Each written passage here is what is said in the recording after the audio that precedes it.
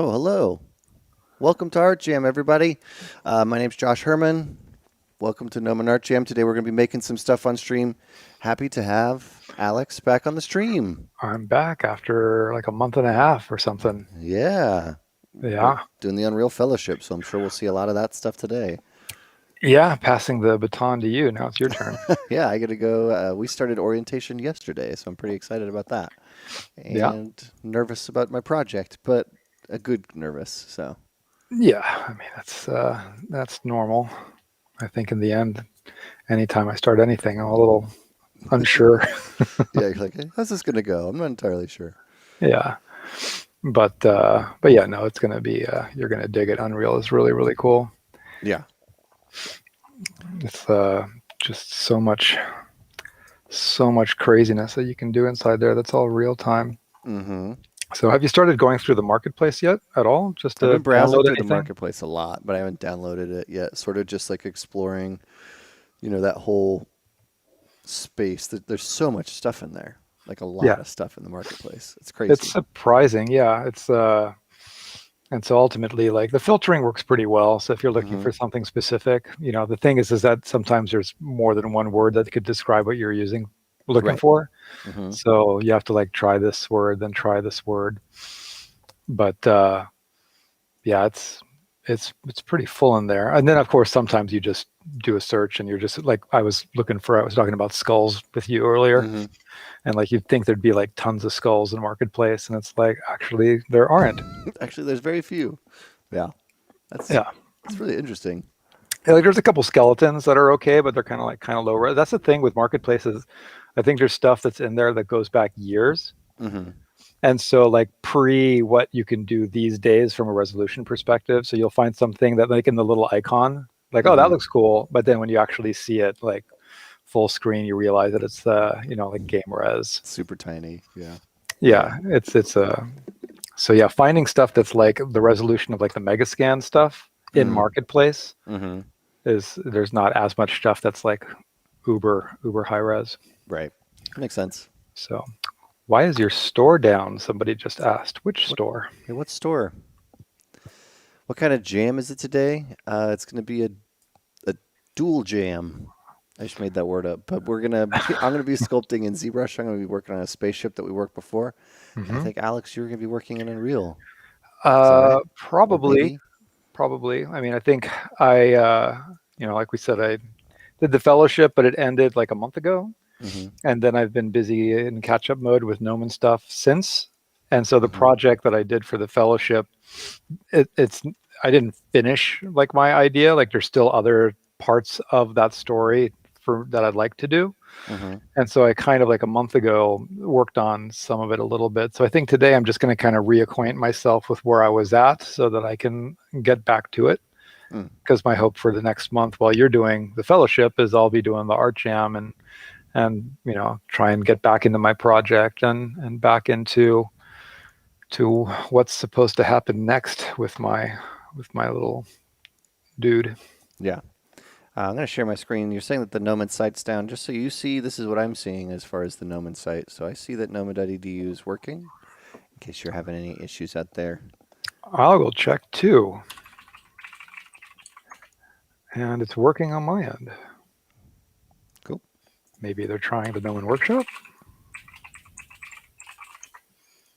Oh, that's up. That is up. Yeah. Looks like we also have Adam here. Hello, Adam. Adam is Gnomon rep. So if you have any questions about Gnomon related things, obviously Alex and I can chat about those. But Adam is here to help answer questions for you if you want, or direct you to people, admissions, links, courses, pages, etc., stuff like that. So. Cool. Hello, Adam. All right. Well, I'm gonna So start then, okay. sculpting. I'm gonna get this open. Let's see what layout should we do. And then I guess I'm going to. We have music playing today. Do you not hear the music? Let me check my input. I do not hear any music. You don't hear it either. Mm-mm. Okay. Hang on then.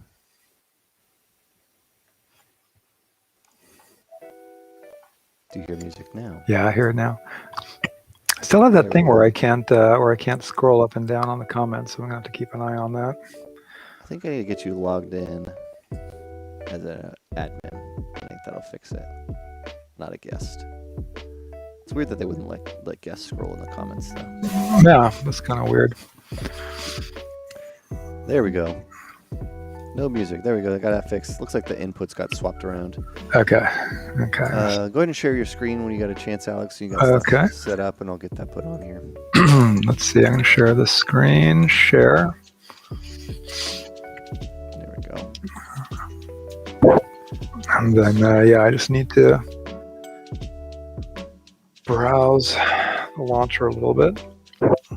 Yeah, no worries. Oh, I'm going to sneeze, so I'm going to pause my microphone for a second. There you go. Right. I'm going to start sculpting on this for a little bit. I was saying I'm probably going to, I want to explore making a ship. So I'm either going to do this one, which we worked on a couple streams ago, or make a new one today. But I'm going to devote the whole stream to that. So I kind of like this as a starting point. Is that the kit bash, or is that a bunch of meshes, or? This is just Dynameshed. Just Dynamesh, cool. Kind of pushed it and pulled it around, and I kind of like this part of it. It's kind of interesting. This part needs a little bit of work. It feels kind of like the Alien dropship, though. I was going to say, it reminds me, we just watched that like a month ago. Yeah. Let's get you up here. Put you on here, and we'll switch. It looks like you're doing that. Yeah, I'm just launching, opening an Unreal project. Does your project take a long time to load? I've heard that some of them do.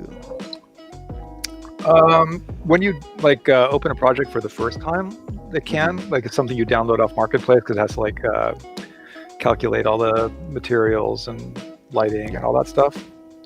But then once it's already done that, then the next time you open it, it actually goes pretty fast. That's good. And so yeah, I just launched Unreal and opened the project, and it loaded fairly quick. But this is a super, super light scene. So, but yeah, this is those overlay to hide this. Sorry, I'm just going to make you full screened. Cool. But yeah, these are those stairs I was talking about. Oh yeah, that's cool. So yeah, it's cool that it's just like the geometry of the stairs is just a plane that's rotated. So it's just cool that you can do real-time displacement that's tileable. Yeah. So I can just basically cruise up and down this forever. I mean, not forever, but well, as long as the plane goes. Yeah. Yeah, that's obviously some Megascans rocks. Yeah. But yeah, this scene is like me just testing if I could get the stairs to work. Just because I didn't want to, I wasn't sure I was going to do the lighting, because if I change the lighting in here, let's see, where's the height fog? There you go. You can see that it's pretty big. So. Oh yeah. Hiding the tileable, or the tiling is, well, it's obviously easier when I have dark black fog in the scene. Right. A little easier to disguise it. But yeah, I guess, the project that I did, maybe on the next stream, I can kind of do a breakdown of what I did for the fellowship next week. Yeah, that'd be cool. I won't be able to join, but I will try to tune in and see what you did. Well, I saw the final, obviously, when we talked about it, but... Yeah. Have you watched the intro to Unreal videos yet? I've watched the first hour in Unreal video. Okay. And that one's pretty straightforward. But it's a fun program to get into. I just like how... I love... That's the best part about game engines, right? Is that you... Oh, wow, look in the distance. Yeah, just this light that appeared. Having volume fog is kind of cool.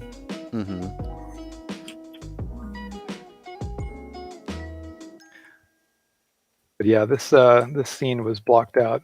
I blocked everything out in Maya just to be able to match all my cameras. So it'll be interesting to see what workflow you end up finding to be most useful. Yeah, the trick is there's certain things they didn't show us in the fellowship that you maybe can do. If you have a design that you're trying to match, loading an image plane. They didn't show us that. So I was just I know I did that in Maya, and it was so pressed for time that I just figured I'll just load my image planes in Maya and just do the rough block in with primitives there. And then going back and forth. Did you find it pretty easy to go back and forth? Yeah, luckily it is, because if you like Unreal is Z up and Maya is obviously Y up, but you don't even have to think about it, because when you export an FBX from Maya and import it into Unreal, it automatically handles rotating everything. Oh, that's nice. And so you going back and forth is a non-issue. And it's funny, like getting used to Z up took no time. I was like, oh, that's going to be weird. It'll be like driving on the wrong side of the street.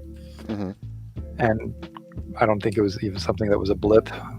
You just kind of get used to the fact that, you know, Z is up. The first 3D programs I used way back when were Z up anyway. Right. I guess that's a CAD thing. Is 3ds Max like that? Z up? Yeah. I'm not totally sure, but I think it might be. Just I figured since it was AutoCAD. Yeah. All right, I got to think about what I'm gonna. So this work what on. You were telling me. This was like the extension, one of the scenes you weren't able to get to in the time, right? Yeah, because in my idea, like, you know, in the thing that I made, he goes into this cave, but then he goes into the cave, and so now we're basically at the bottom of the staircase that he goes down, and then he'll cross this sort of void, and on the other side will be like a chamber, which I have all blocked out, which is why I'm thinking I might just reacquaint myself with the block out of that in my other scene. Let me think. Yeah, switch to your screen while I kind of figure out what I'm going to open. I'm just separating some meshes, and I'm going to start changing the proportions of this thing here. So splitting off from the initial piece. This was all one piece. Now I'm just changing it into a couple pieces.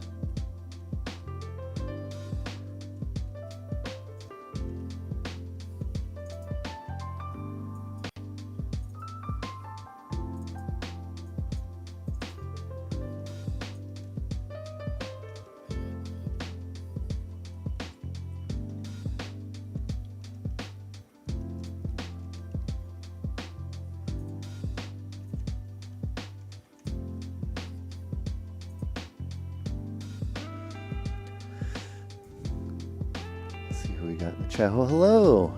None of it is here. Hello again. Good to see you, man. Good to see you. Hope you're doing good.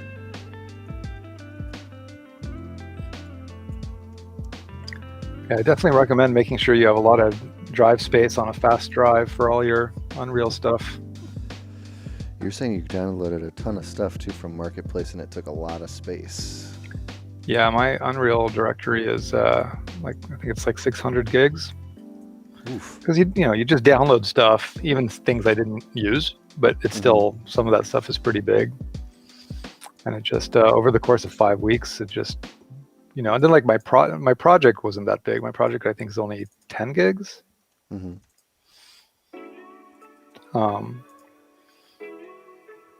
Which isn't really that bad. Actually, no, it's more now. It's 18 gigs. I guess the more you do to it, the bigger it's going to get. Yeah.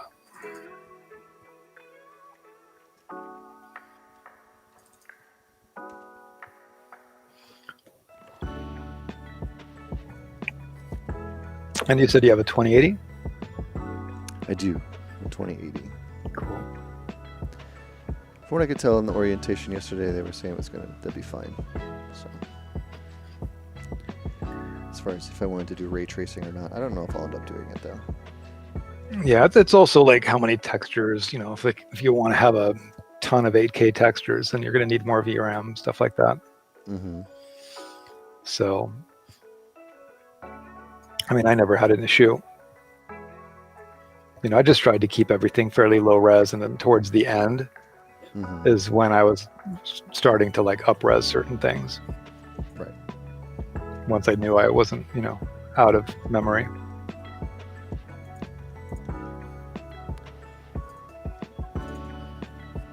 Better than having to optimize it all at the very end and Yeah, it's like, 'cause that's the thing that's so different with building something in Unreal versus Maya. It's like Maya, you're building everything to the camera. Mm-hmm. And then in Unreal, like you're doing it too because you're working off of your storyboards, but the fact that you can fly around everywhere just makes you kind of want everything to look good from every angle, even though it's totally not necessary. Mm-hmm. But so you gotta still be careful. But that'll be different, I guess, with Unreal 5. Okay, I'm super excited to get into that. That's part of this. Obviously the fellowship's gonna be fun, but I want to explore Unreal 5 more too. Yeah. Yeah, none of it's asking about the certificate. It's actually the fellowship. I'm sure that's what you mean. So, because you don't really get a certificate at the end. I don't know if you get anything, but yeah, I did that for the last group. But I didn't go through. I mean, luckily I was able to get in. I think because I know Brian, who runs the fellowship, so that obviously helps. So I was very lucky with that.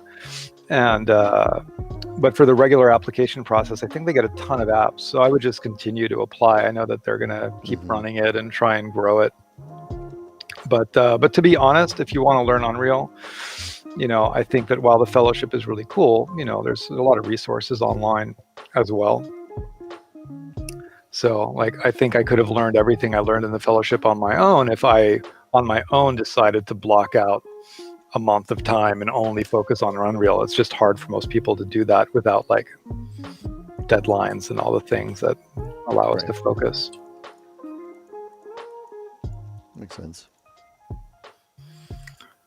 Because yeah, I've had a few people mention that they applied and didn't hear back, and I think I heard that they had like 6,000 applications or something, or like 100 spots. That's so many. No, it's kind of crazy. So what scene is this one?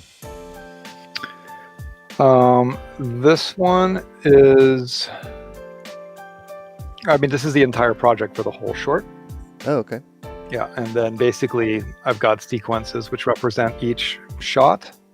And so I'm just going and trying to find which camera. There we go, that's loading. Mm-hmm.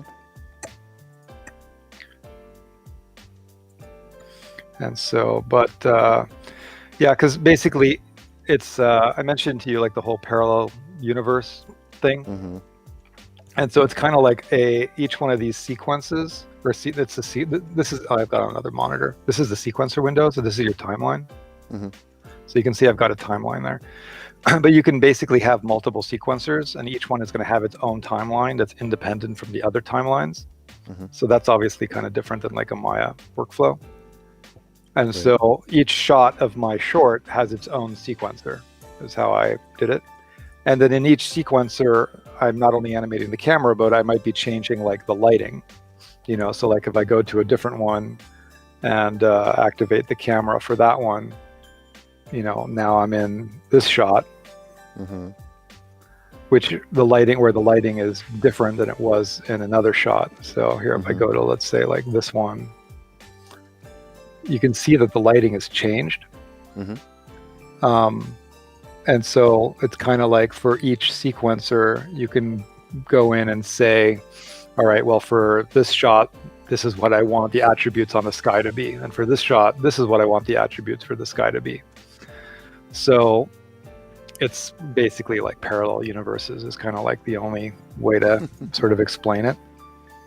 But you got to be really careful, because if you have to specify that you want to change something for a shot in sequencer, because if you don't and you just go and change it and it's not locked to that shot, you might be changing it for all of the other shots.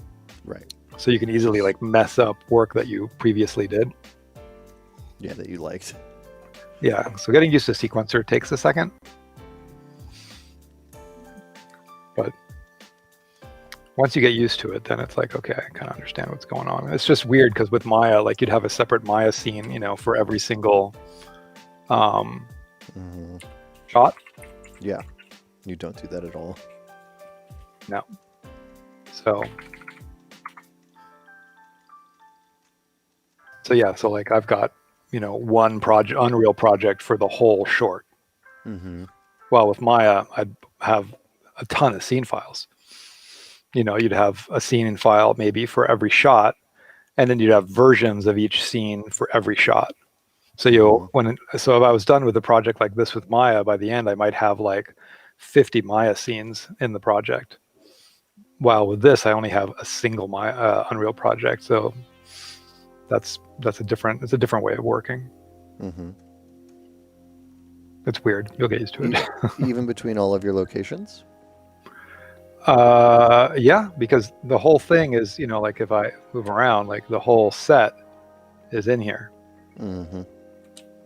And so if I go in, let's say, speed the camera up a little bit.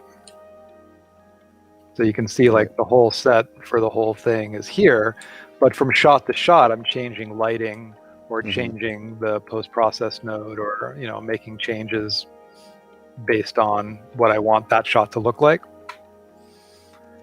And wouldn't be like an effective way to do that in Maya unless you were like unless you actually had a timeline that was chronological for the entire short. Right. And then you were like animating the lights based on that timeline, which for Maya would kind of become a really weird workflow. Mm-hmm. But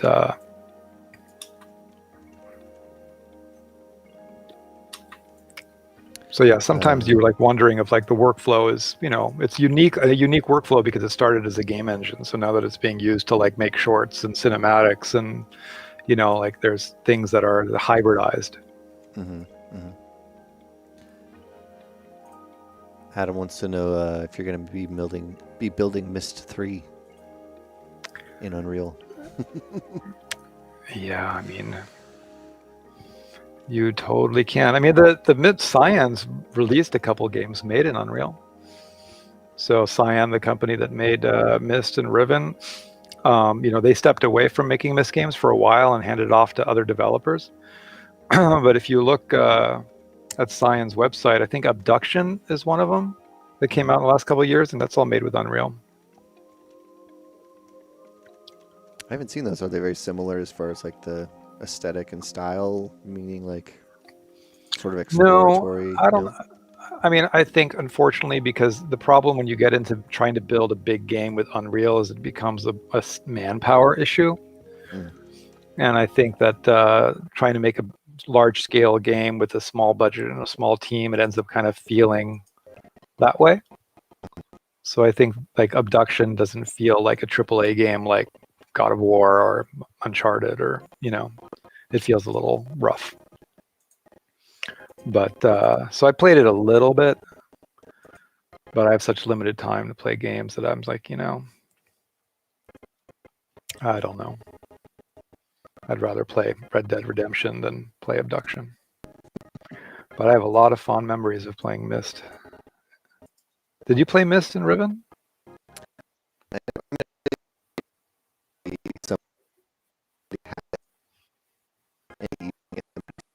But I never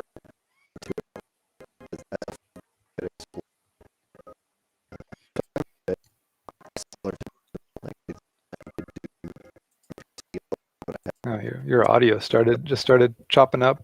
Do I sound okay? Oh, okay.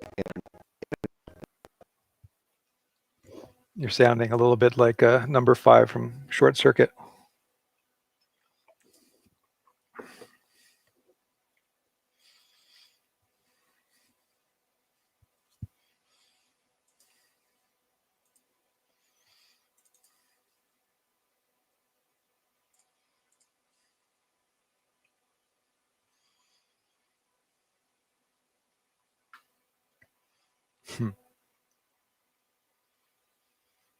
I think we lost Josh.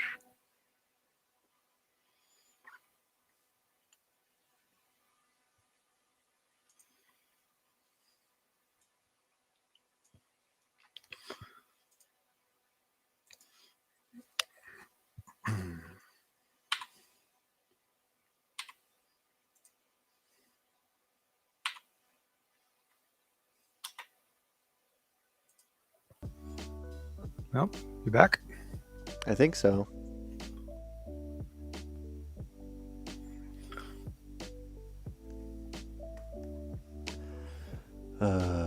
what's happening. You sound okay now. That's good. I can't see anything on the on the stream, so I'm gonna reload my stream side and see how that goes.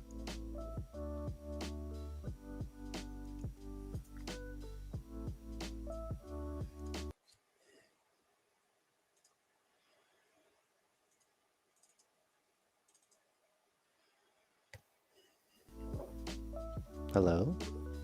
There we go. Now we're back. That was weird.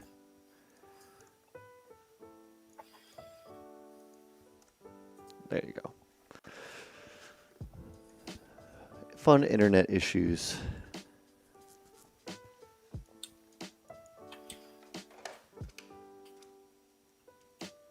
So is this your test scene? Or is this your scene? This is, well, because like I'm still in the same project that I just had open where I have the actual, like outside on the cliffs. And then in here I have a separate level for like inside the cave.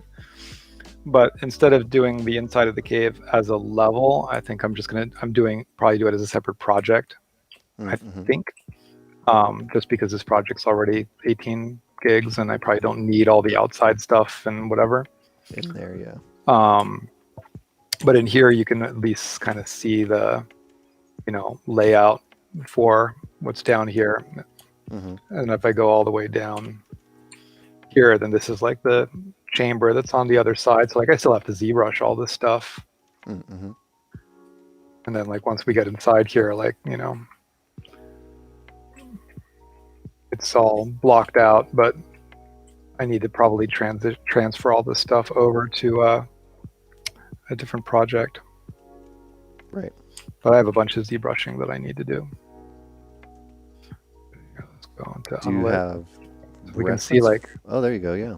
Yeah.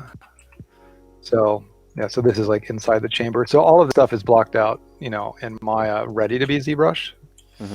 So like this is just like the little standard UV image I stick on stuff once I UV it, that I actually got from Sean Mills forever ago.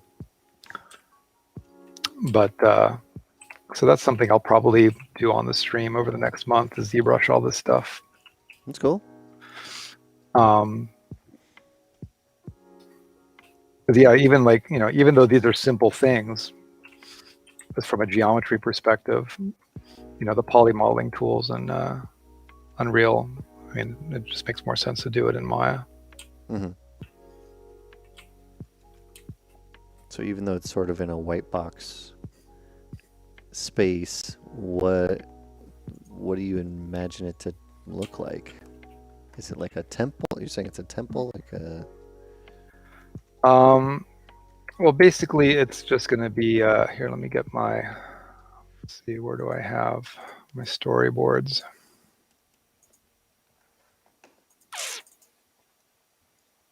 Let's see, Fellowship Project, Storyboards. There they are. So like these are all the storyboards I ended up making for the project. And obviously I only did a region of this, but basically like where I ended up was him. Let me just get this, like entering the cave. So this is kind of where I got to, but basically once he goes up those stairs, then he goes down the stairs and into basically this dark chamber. Kind of think like, Gustave Doré Inferno, like that stuff. It's kind of like, a dark chasm with a lot of shadowy figures. And then when he gets to the other side is where the chamber is. Nice. And so all of this I still need to make, as well as figuring out this automaton that's going to come out of the chamber, that's the thing, is like now that I'm done with the fellowship, like I don't necessarily have to use or rush and use marketplace content. So like I had something from marketplace I was going to use for this dude who comes out of the chamber, but now I probably would want to make my own thing. So things I think are going to slow down because I'm going to rely less on marketplace and more on making my own stuff. Right. for the fellowship, what percentage would you say? Because a lot of the environment looks like it was handcrafted, like by you. Mm-hmm. All the set dressing is like Megascan and Marketplace. So like the statues and obviously Megascan rocks and things like that. But blocking out the environment, I did. So like if I go back to Unreal, and let's say, not this project, let me go to this one. And let's go back outside.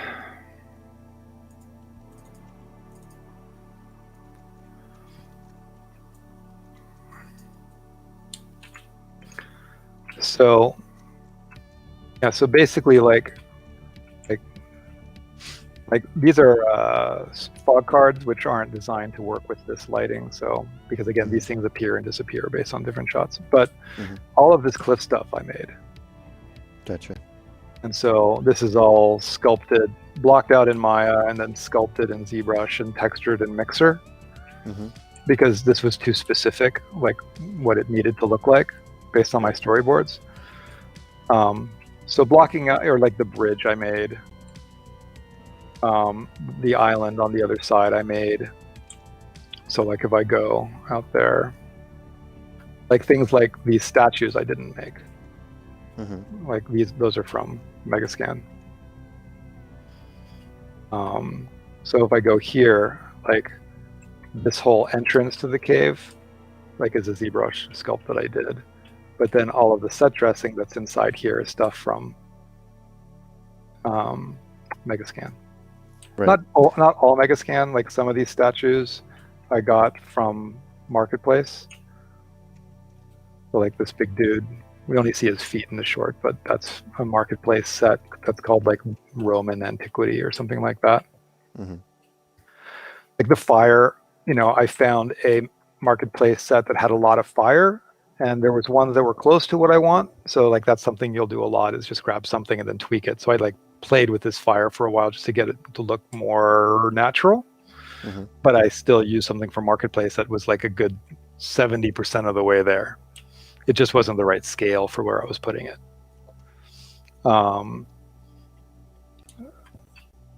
So yeah, so like all of this stuff is, it's simple, but I still, blocked it out and ZBrushed it and textured it in Mixer. What size are your textures on average? I textured pretty much everything at 4K, except for some things that I knew would be small that I did at 2K. Everything I loaded in from Megascans, I loaded in as 2K just because I didn't want to run out of VRAM.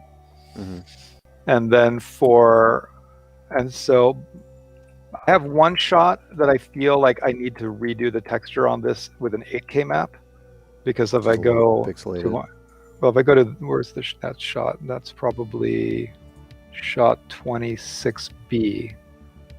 So if I go to this shot and look through the camera, so yeah, and like in this shot, we're over his shoulder and we're pretty close to the ground there. It kind of holds up. The thing that you got to be careful is that like you're often looking at your scene at this size, but you're going to end up rendering everything, at 2K or 4K, probably 2K. So you got to make sure you check your stuff like full screen, to make sure that it actually works. Because I had a couple things that looked fine. I rendered them out and looked at them at 2K. I'm like, oh crap, the texture's blurry. Like, oh no. Yeah. But the thing that's so cool is that like if I would decided that this should be 8K instead of 4K, it's 2 seconds to jump over to Mixer and re-export the texture, because it's all procedural anyway, procedurally generated from scans. So this one is 4K but should be 8K, and then like my cliffs, let's see which shot where he's going down the cliff. That's shot 23D. Yeah, like this shot is I think the only one where I swapped the texture that's on this cliff with an 8K texture. Just because it's big and we're only seeing maybe like 20% of the geo for it, and it was looking a little soft. You got a question from chat, which is, what's the unit of measurement from Maya to Unreal? Should they be in feet or meters? Centimeters. So like leave Maya's in centimeters. This is the default, and so they recommended just leave Maya at centimeters. Like, so basically Maya's default is fine. Like, you don't need to switch Maya to Z up. You don't need to change the units. So if you have changed the units in Maya from the default, which is centimeters, to something like feet, like just set it back to centimeters. So I had no issues with scale, which was awesome. So like my blockout that I did in Maya, when I exported it to Unreal, like it imported correctly. That's great. Yeah. The only scale issues I had was ZBrush related, because ZBrush is annoying with scale. Yeah. Did you have any issues with scale with lighting or fog or anything like that? Or did it have any? No, they recommended to just, work at real world scale. Mm-hmm. And so, my entire scene is real world scale. And, but the thing is, my scene is only maybe like, my scene's about 3 miles across. Mm-hmm. And 3 miles, if you really think about like big open world games, isn't really that big. So, Right. So like Maya can get a little weird. Like Maya's viewport has issues with scenes that would be something like 3 miles across. Mm-hmm. Because in Maya, you start getting these weird OpenGL artifacts on geometry if your scene is huge. But I didn't see that in Unreal at all, which was great. That's awesome. It's really cool. How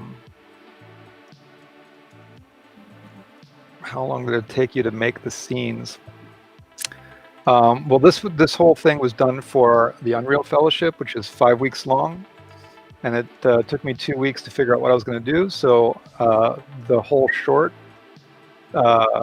if you just talk about the time I spent in 3D, like in Unreal and Maya, then that's 3 weeks.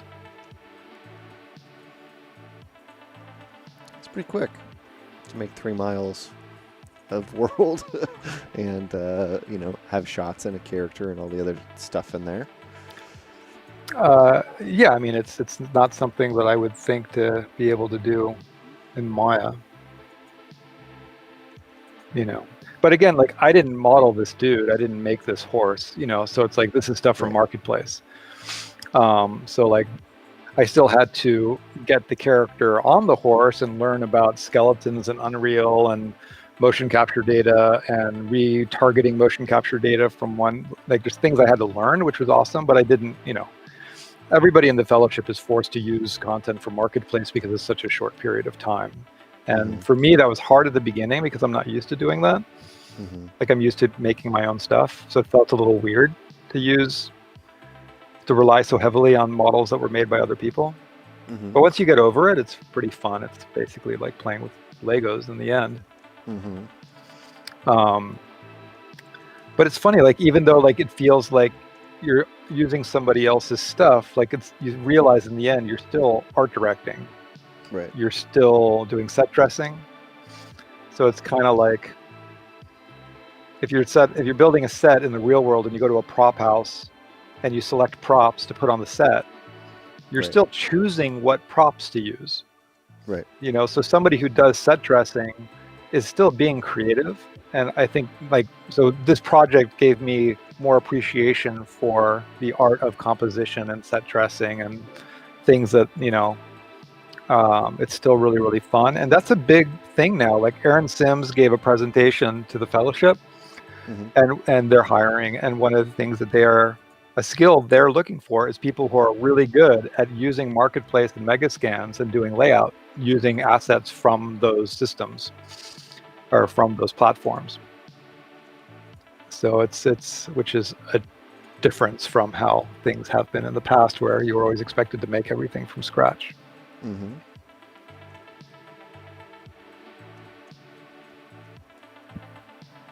Yeah, it's a very different workflow. But it's just so cool that, like, all of this is just like the way it looks in the short is how it looks in Unreal. Like, from the depth of field and the rack focus, it's like those flags right now aren't dynamic because I don't have dynamics on. But I don't know if you can actually see that, like, the rain is falling though.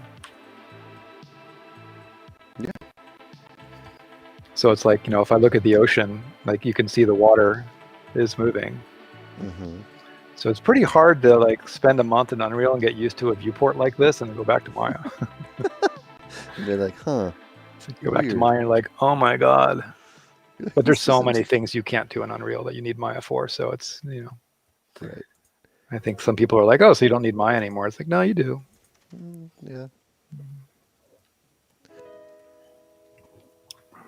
It's funny though, because it's just so different as far as like what you can and can't do. But Yeah, somebody mentioned Clarice. It's the same difference. I mean, I think that Clarice is obviously used in production heavily as well.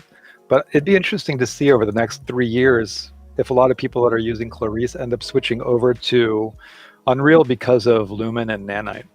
mm-hmm. Because that's a big difference in Unreal 4 versus Clarice, is that Clarice can handle way more polygons. Mm-hmm. But now with Nanite and the fact that Unreal seems to be able to handle billions of polygons now, then is that going to impact Clarice? Right. Maybe. Yeah, it's possible.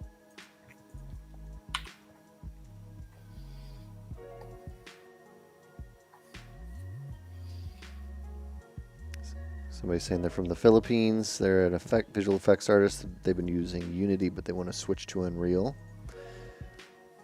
That seems to be a popular sentiment. Even in the orientation, a lot of people were saying they had used Unity, or a lot of places people were jumping over to Unreal from Unity.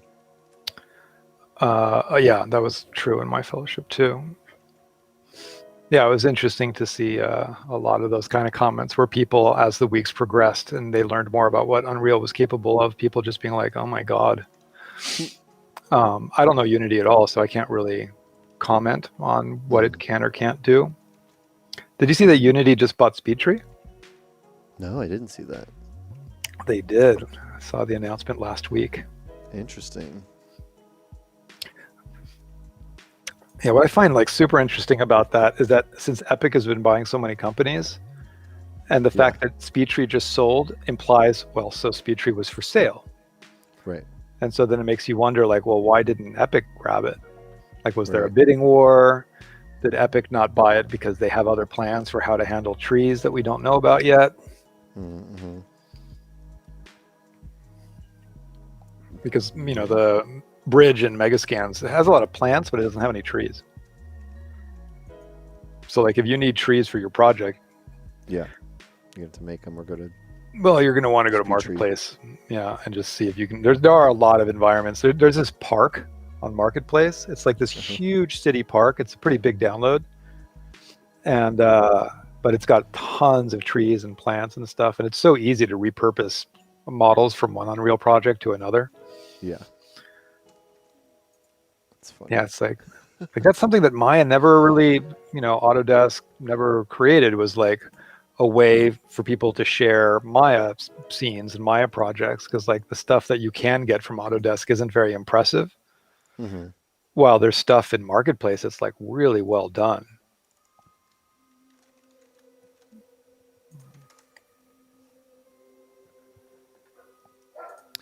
What's the marketplace you guys check? He's talking about the Unreal marketplace.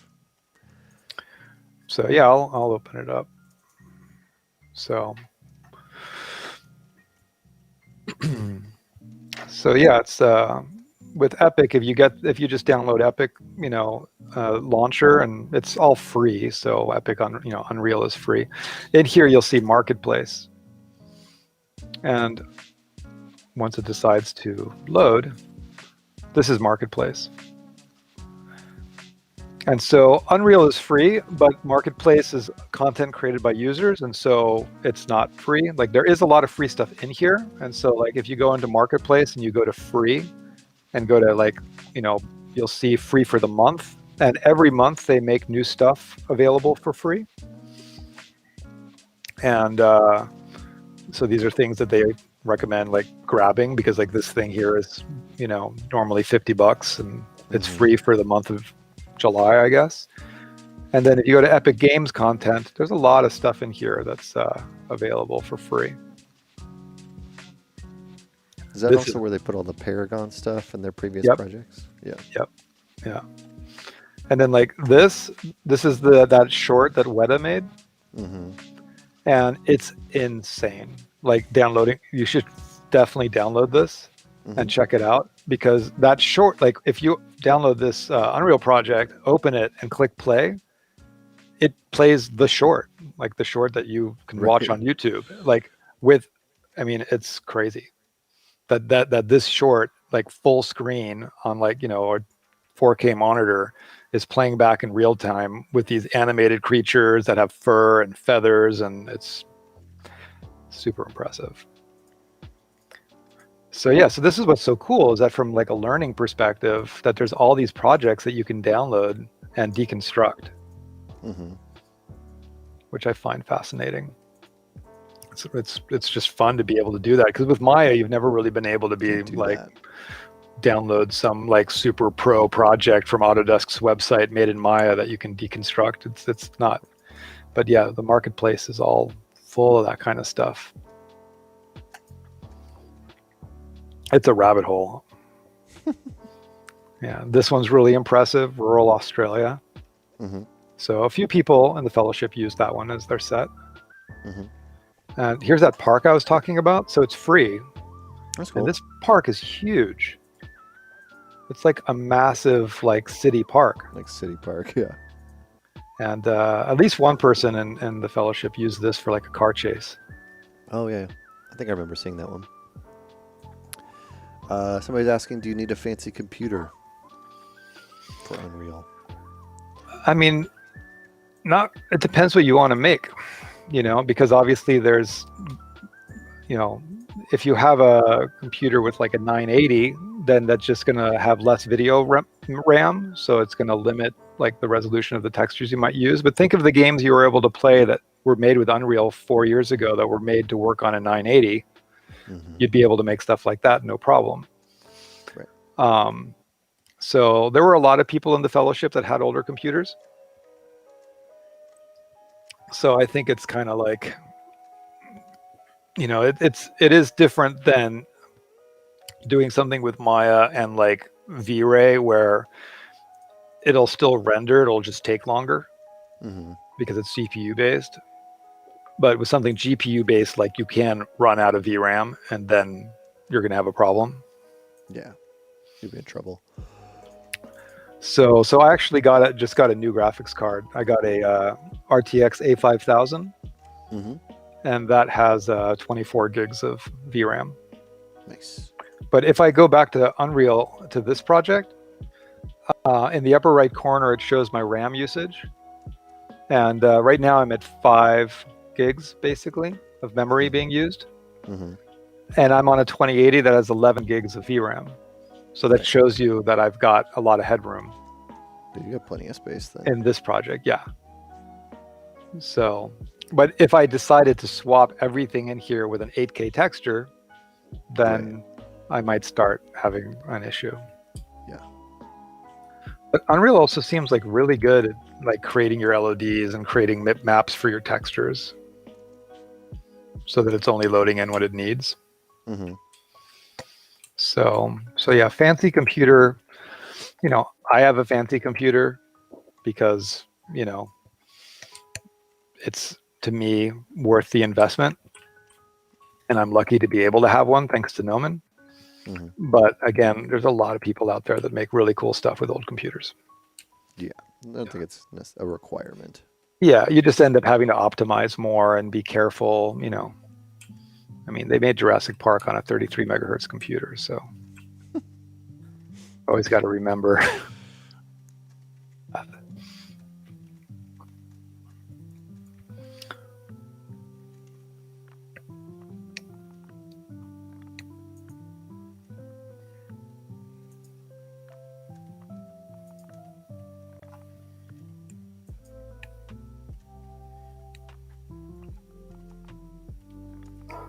Yeah, one thing I definitely, do you think your scene is going to be, project going to be outside or inside? I was thinking about doing a little bit of both. Mostly outside with one scene inside. Okay. Something I definitely recommend is ultra dynamic sky. from the marketplace. Mm-hmm. Yeah, if I go in here, this one, so it's $30. It's so worth it to me. Mm-hmm.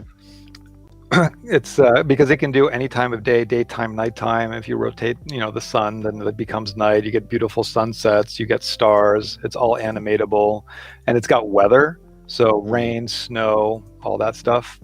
That's cool. Aurora. Mm-hmm.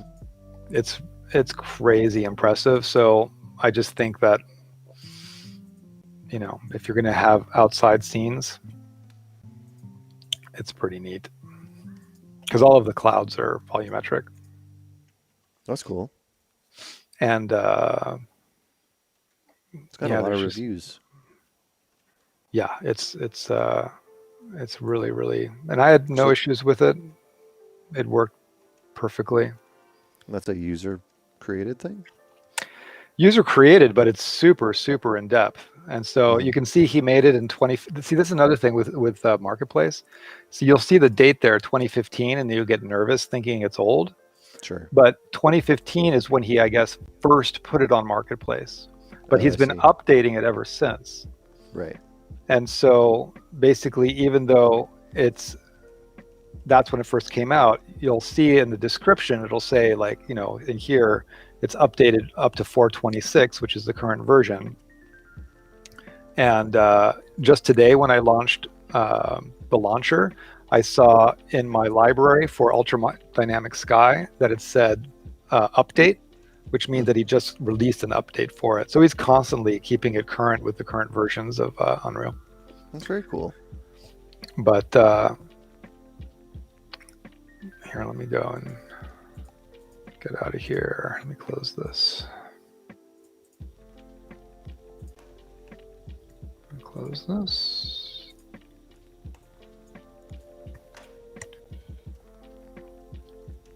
But yeah, I'm going to launch just a new Unreal project. Okay.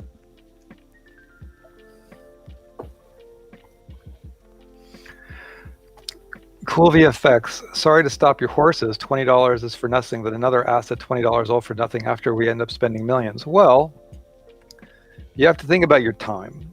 So if you're in production and you need a skeleton model, you can go and hire somebody to model a totally perfect skeleton for you, and it might take them 2 weeks to do. And if you're paying them, $2,000 a week, it's going to cost $4,000 for them to make that skeleton for you.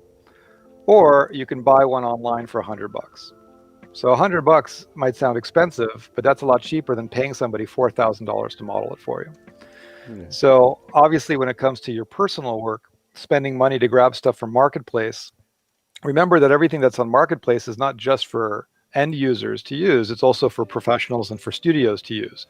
So if you're like Aaron Sims Creative doing concept art for movies, where you've got a budget and a timeline, it's worth your money to spend $30 to download the Sky system that somebody spent years developing than to go and pay somebody way more than $30 to build that.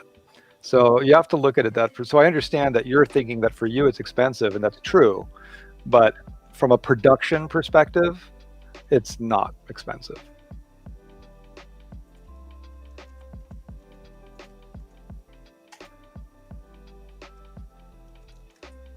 Yeah, not in the scope of a production. It's not at all.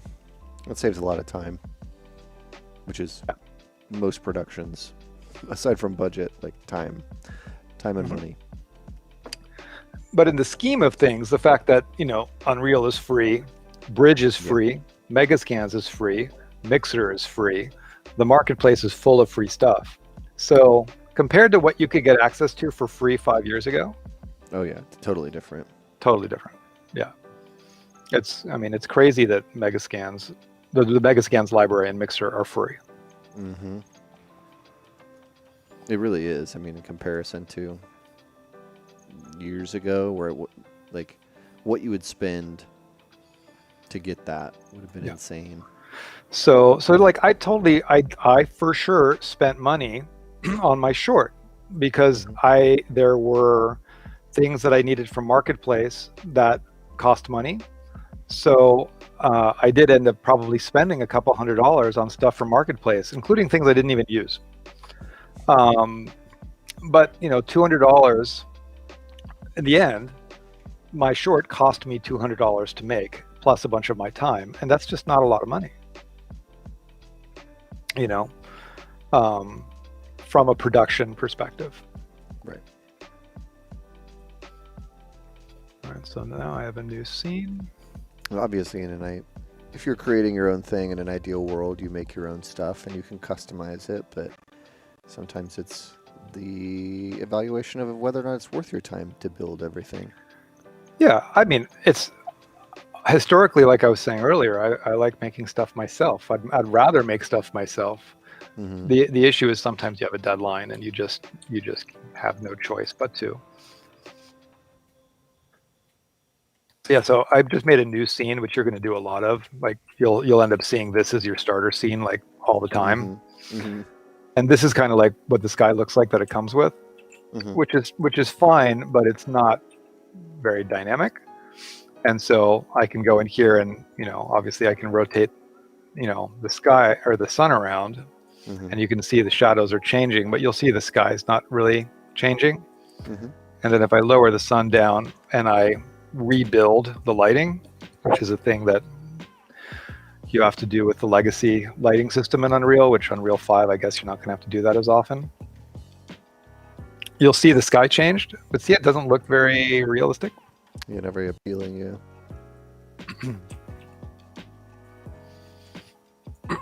So I'm going to go to the launcher. I'm going to go to Marketplace.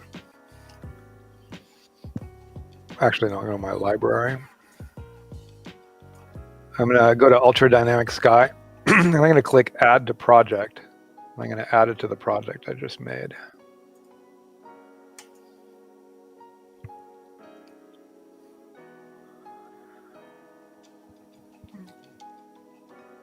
And so now basically it's taking the stuff from Marketplace that I'd already downloaded and that was already on my local hard drive, and it just added it to the project that I have open in Unreal. Mm-hmm. So now if I go to Unreal, in my content browser, I can see I now have a folder called Ultra Dynamic Sky. Mm-hmm. And if I go in there and I open the demo map,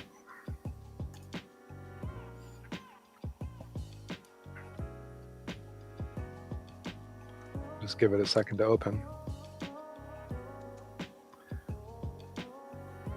And I'm just letting it compile. In the lower right corner, you'll see it says, well, I think our webcams are blocking it. It was just compiling the shaders. Mm-hmm. Already the clouds look better. Yeah. Without anything. The thing that's cool is that since it's dynamic, you've got, if you select the sky node, you have a weather node and a sky node. And on the sky node, like all of your attributes are in one place for your sky. While if you built it from scratch, you'd have a lot of different nodes, one for the clouds and one for the fog and one for whatever. And then, so I can go in here and I can change, like, you know, the time of day. Mm-hmm. And you'll see if I change the time of day. Yeah, already it's way more dynamic. Yeah, so like now it's nighttime. Yeah. And the stars and the moon and just like pretty much immediately.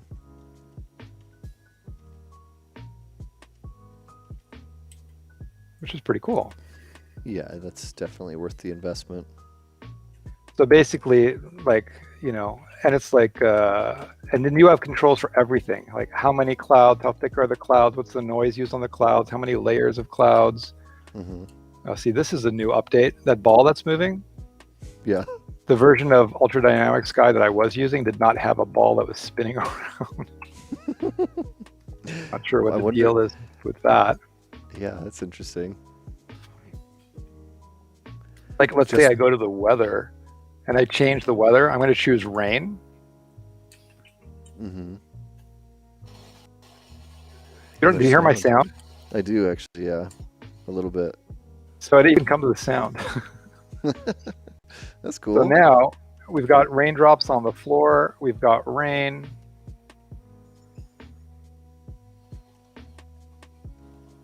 So the rain that's in my scene is from this. Oh, really? It's just straight up from the weather turning the rain on. Obviously, you probably adjusted it, but like... Yeah, because you have, rain coverage, cloud coverage, wind intensity, cloud multiplier, all of these attributes. Yeah. Yeah, I can switch to snow. So if I say weather type snow. Mm-hmm. Oh, and there's actually like look at that. Uh-huh. The ball. That's part of the new update is he added collisions for geometry. Gotcha. And then it comes with shaders that you can add to your objects so that they automatically get snow or water on top of the meshes. Right. I mean, this is just a really good point of what you were kind of saying of like, you could spend the time to do this, or in a production, you could spend the time to hire somebody to do this for you, or you could download this from Marketplace, and everybody on your team could use it, and it could consistently be updated by somebody else. Yeah, and it's like, and just for learning, it's like to be able to have access to something like this weather system that's basically like a AAA level weather system. Yeah. That you can then just take apart and learn.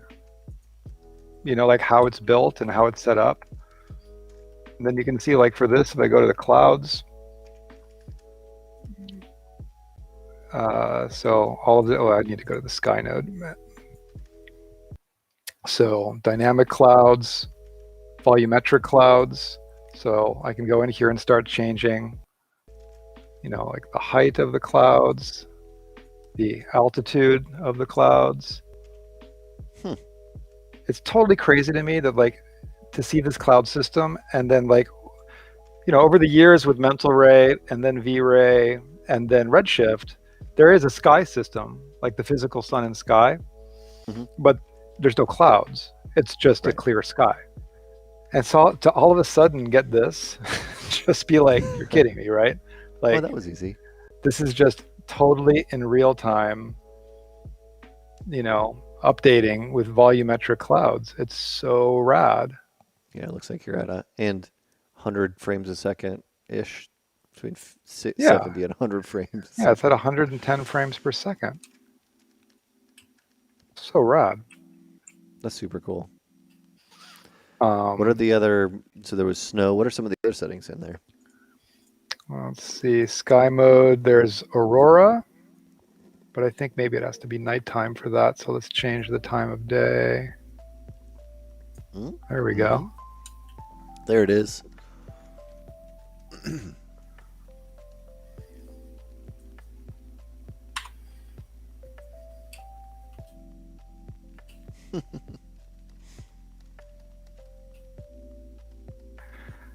So yeah, it's like, so that's another thing is like, you're going to end up spending a lot of time just being lost just with this kind of thing, just like tripping out over like, dude.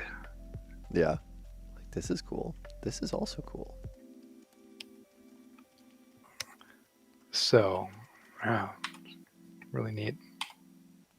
Yeah. But it's kind of like, looking at Marketplace is like, okay, well, Unreal's free. So you spend $30 for the Ultra Dynamic Sky. So if you look at it as like a plugin, it's not. Yeah. It's a project. It's a thing you can plop into any scene. But there are plugins on Marketplace. Then at this point, you're starting with a total cost of $0 for Unreal. And then let's say you, over the course of a year, spend $500 buying various things from Marketplace. Well, then it's like, think of it as like, okay, so you spent $500 for Unreal. That's still cheap considering that Maya is like I don't even know if you can buy Maya anymore if it's all subscription, but it was $7,000. Right.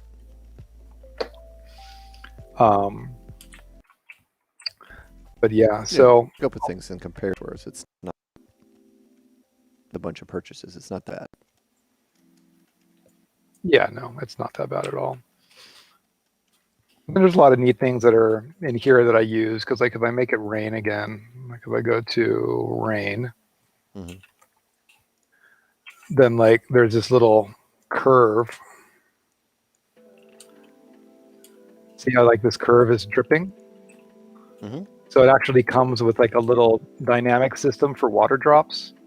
So like in my scene on my bridge, I use this little emitter to basically put, you know, water dripping off of things on the bridge and stuff like that. Because it's just a curve. Right. So like I can copy it, you know, and now I have And put two of another them. one. Yeah. And then obviously you can change the curve. Yeah. So it's cool that it comes with stuff like that.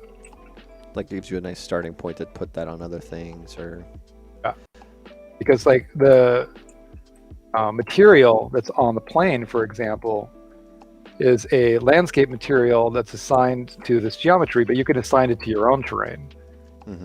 And so if I double click on that material, then we can see this is the material that is assigned to the plane that comes with the ultra dynamic sky. So you're not just getting the sky, you're also getting these materials. I feel like I'm doing like a commercial for ultra dynamic sky, but it's really cool. So, and you know, if you're used to hypershade, in the end, like that's all this is. Just node-based stuff. Yeah, it's like here it's called text chord, but in Maya that would be the place 2D node. You know, this is called texture sample in Maya. That'd just be like the file texture node. This is all the same stuff like Maya, like just utility nodes. Subtract, multiply.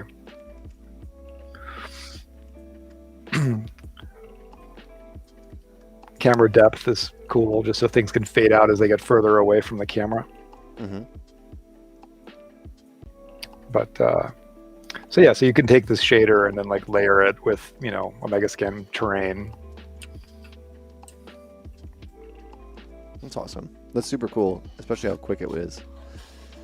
Oh, check it out. The sphere is actually leaving like trails, ripples in the water. That's really cool. You could probably use that with your horse making puddles or your character. Yeah, so I mean, it seems like this guy is probably, you know, making some okay money from selling this, enough for him to keep updating it with every new release of Unreal.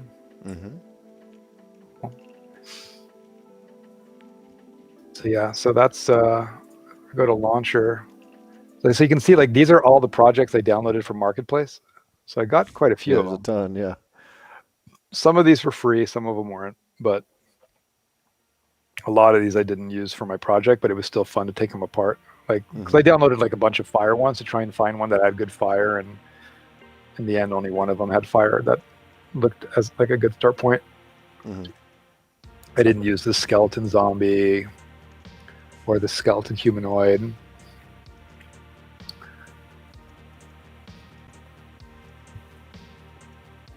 But yeah, definitely check out the Megascan's environments. Yeah.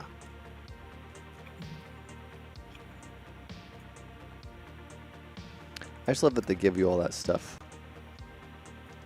to like you're saying, play around with it, tear it apart. Yeah, like this one, A Boy and His Kite. Do you remember that short from like 5 years ago? That environment is huge. Oh, really? Yeah, it's really, really big. Like it's got to be miles and miles and miles across.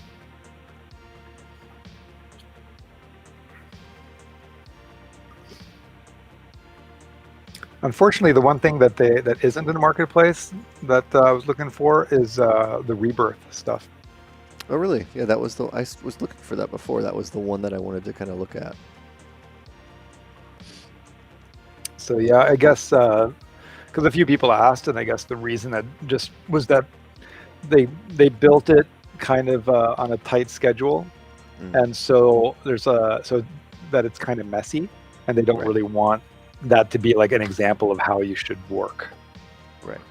While some of the other stuff from Megascans that is in here, like the Goddess Temple, is made in a very, like, I guess, more a correct way to work that's more efficient. And so I guess or like the medieval game environments here, That thing's Mhm. rad. I think super cool. I saw a couple of people use that as their set Yeah. environment. Yeah, I downloaded it, but I don't think I ever even had time to look through it. Do I even have a project for that?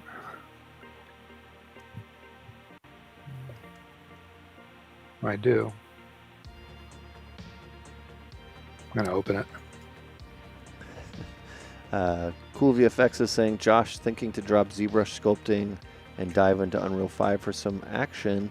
Not Unreal 5, but I am, as of yesterday, doing the Unreal Fellowship as well. So, yeah, I'm excited to kind of get into it even further and play around with it in a month or so. This is going to be my last art jam for a little while, and then I'll be back to probably work on Unreal stuff.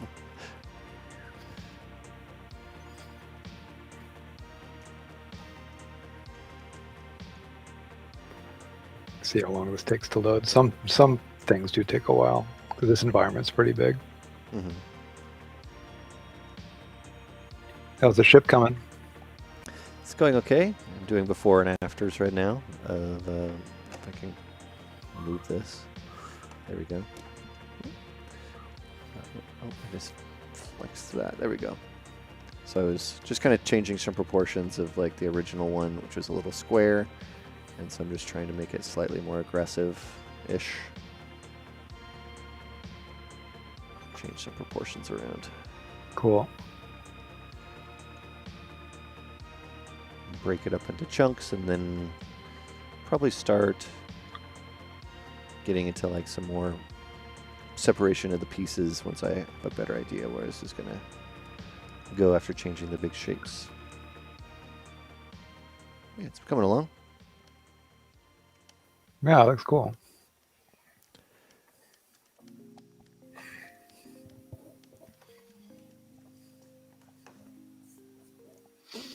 Oops. Sorry, accidentally show a message.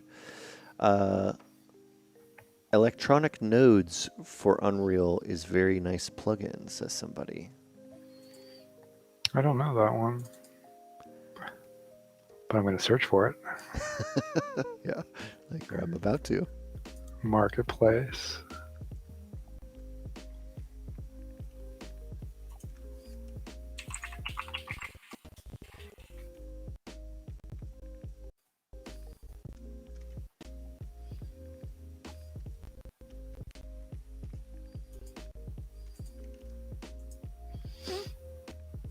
Oh, that's cool. That's interesting.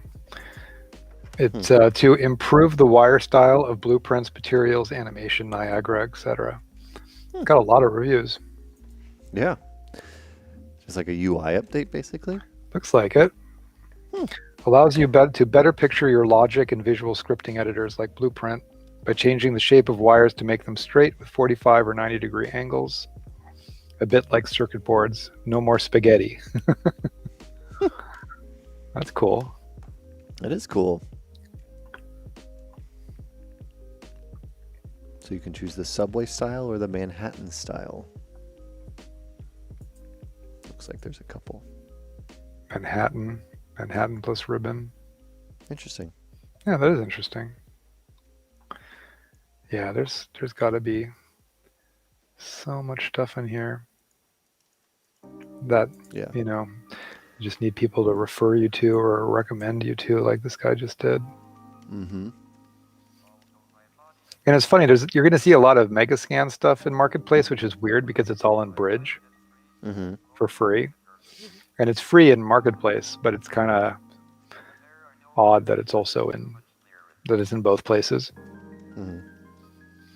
I don't know if it's because they want to like remind people that are in Marketplace about Megascans and to get Bridge.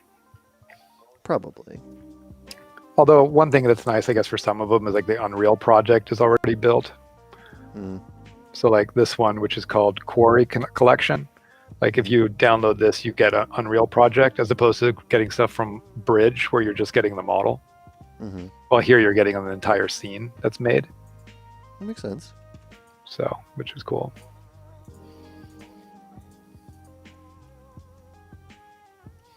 Is this still loading? Damn. Yeah, it is. It seems like a big project. Maybe this is why you didn't open it before.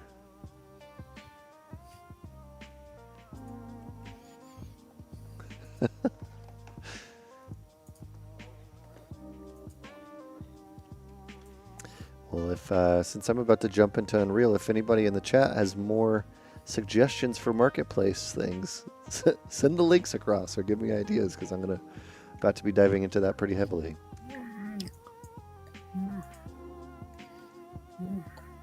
Yeah, if you end up needing water, like an ocean, like I had, this one is awesome. The advanced water material. Mm-hmm. That's what I used for my ocean water. It's pretty neat. Super simple. It's just a water plane, but it has a lot of cool controls and sliders. It's very like user friendly. Mm-hmm. Does it interact with objects if you put it in the water, or is it just like a texture? There's this 'Cause you other had one. like rock formations coming out of it. It interacts from the perspective of like creating like a foam at the intersection point between the two objects. Okay. That does that. And then there's another one I downloaded, which I didn't use in the project, called Physical Water Surface. I think maybe that is the one that had more like dynamics for like interacting with like a boat and stuff like that. But I didn't like the look of it as far as the shader as much as the advanced water material.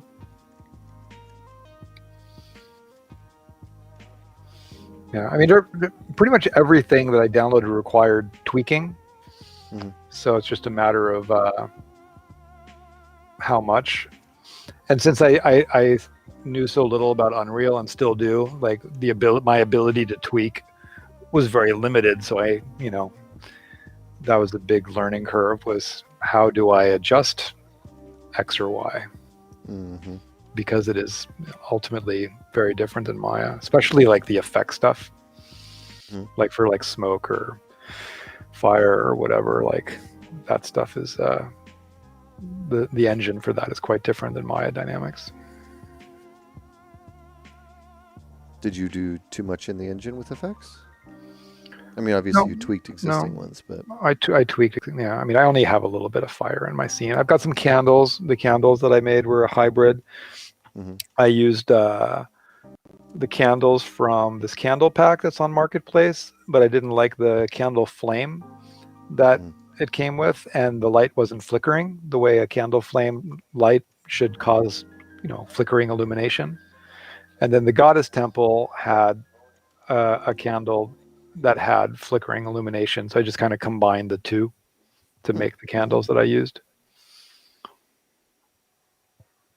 Yeah, this the Maya Megascan's Goddess Temple is where I grabbed. It was called like a light function. It's kind of like an expression that was animating the intensity of the light. Gotcha. 95%. We're close, dude. The last 5% is the hardest percent, I guess.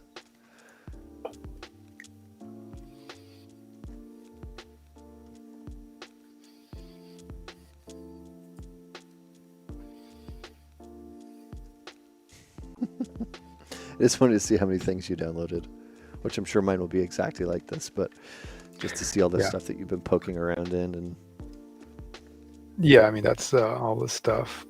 Yeah, because like, my original storyboards, like I mentioned this morning, like, it started, at this coastal town on a cliff. And so that's why I have like some things in here that I thought I could use as start points for those scenes, or that I ended up not needing to or not getting to.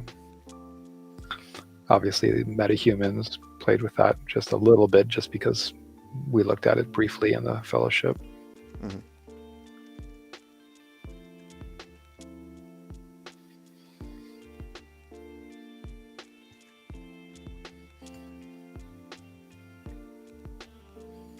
And then some stuff from Paragon, Infinity Blade. I haven't looked at the Paragon assets in a while, but I remember them looking really good in close-ups when that game came out. Yeah, no, they're pretty cool. I thought it was cool that when they decided to close that game, that they still released all those assets. Yeah, I mean, it's crazy if you think of like all the assets from all the games and all the movies that are sitting on hard drives out there. Yeah. that could all be repurposed for the metaverse. Yeah. Yeah, you were telling me, we were talking about that a little bit earlier.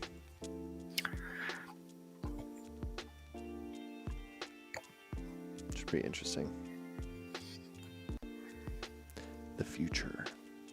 Yeah, I mean, if like, I'm sure there's full sets from animated films that could ultimately just, one day become places you could repurpose and become just places to visit. Virtual Disneyland. Oh, come on and load. 95 still?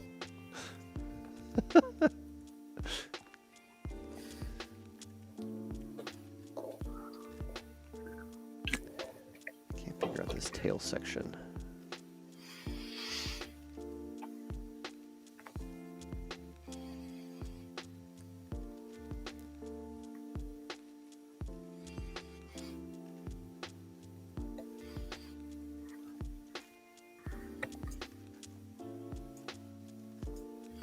On some of the streams you were doing last month, were you doing some topology modeling and like proper poly modeling in ZBrush? I played around with ZModeler. Yeah. You could do some fun stuff in ZModeler as far as like adding edges, edge loops, inserting edge loops. Yeah, you could do a couple fun things with that. It's pretty cool what you can do with ZModeler. It's just a very different mindset, I think, than like the traditional poly modeling. Yeah. Workflows. You really have to kind of think of it as almost a different thing entirely, because it just isn't. It's not that it's not user friendly. It is user friendly. It's just very similar to like the first time you load up ZBrush and most of a traditional 3D package. Mm-hmm. How you're like, this isn't at all how I would think this should go. And then when you load it up, you're like, and you finally get the hang of it. You're like, okay, like I understand how this can be used now, but it just takes you a little bit of time to really understand like both what can be done with it and also like how it was built that way and why it was built that way. Yeah.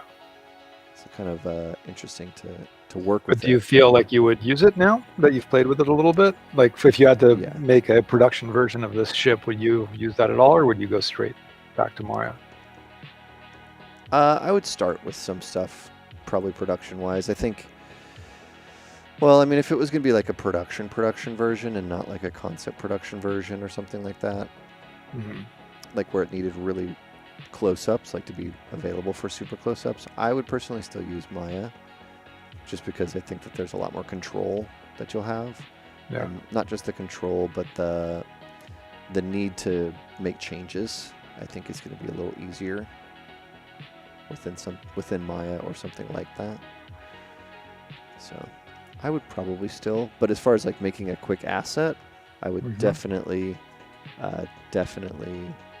use ZModeler. And you can make such more unique shapes, whether it's through live Boolean or it's through ZModeler, than you can in Maya or most other modeling programs. It's just completely different.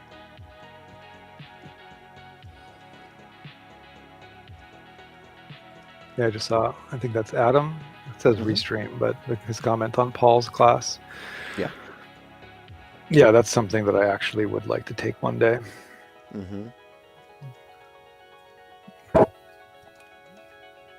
Yeah, I mean, it seems when you see people who are really comfortable with ZModeler, it is rather impressive. You're like, oh, you're just really making stuff super quick. Yeah, well, like the people in like the Sculpt Off for like the ZBrush Summit in the hard surface category, like, people like Furio. Yeah. Where it's just like, okay. I've just never been, much of a hard surface modeler as it is. So, so I'm super slow at it. I'm pretty quick in Maya, and I can make shapes. And I'm not as fast in ZBrush as other people. I can make a shape, but I'm not like as fast at making a clean shape. That's where I think getting better at ZModeler and some of those tools would really speed up my workflow. but I like it in the ways that I've used it. Live Boolean I like quite a bit. Also a very different. That's probably what I'll do after this is once I get my block out shape, which I'm feeling relatively close on, I'm going to break this apart into a bunch of different pieces that I can live Boolean and start cleaning up to like the final version of this thing. Yeah.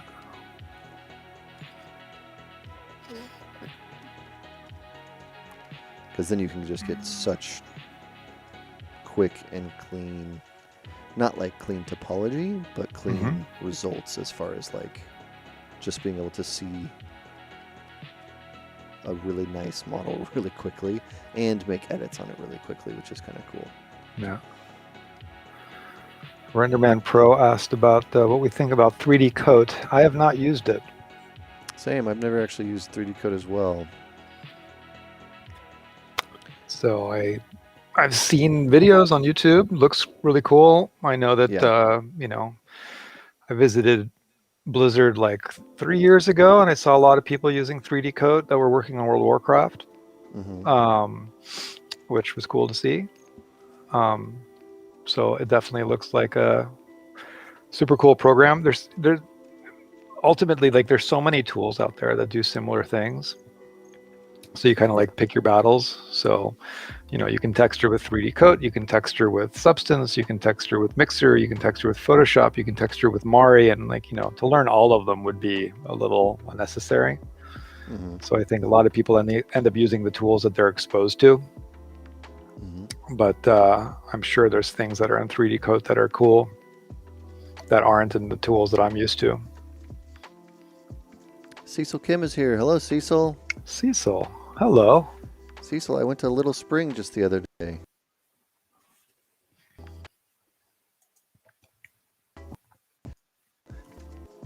Good to see you.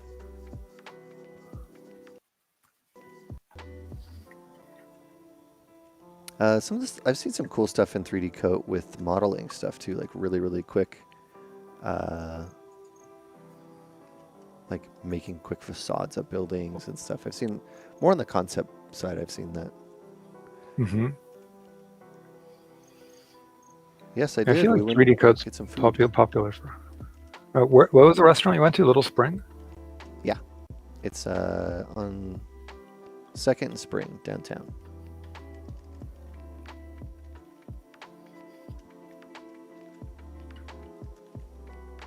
Right next to our old place. Nice.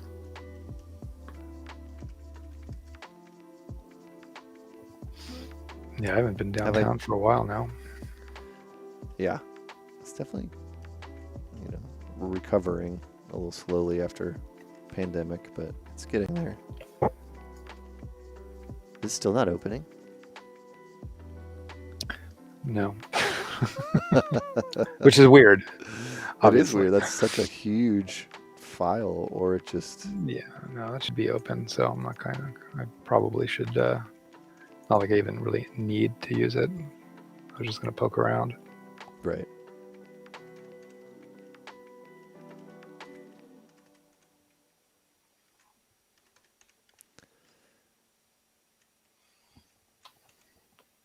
Have I tried Sculptress? I've tried Sculptress. I've tried, you know, even ZBrush Core Mini, which kind of has a similar thing where you're kind of able to sculpt in Sculptress mode. I find Sculptress to be cool. Just like the ability to make any shapes at any time is a nice thing. But I haven't found a good use for it. I use the Sculptress Pro mode, which is this little button up here. In ZBrush more than I do another program like Sculptress.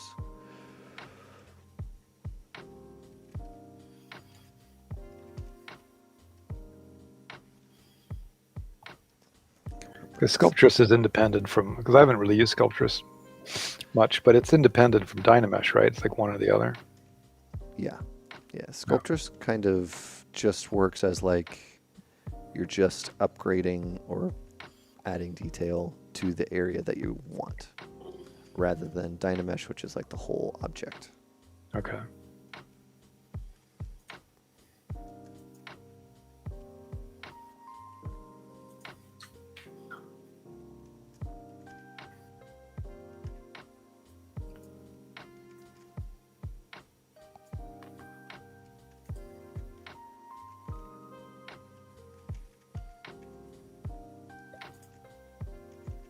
All right, I'm done waiting for that. Yeah, I was gonna say it's gonna be a long wait. Yeah, that's ridiculous.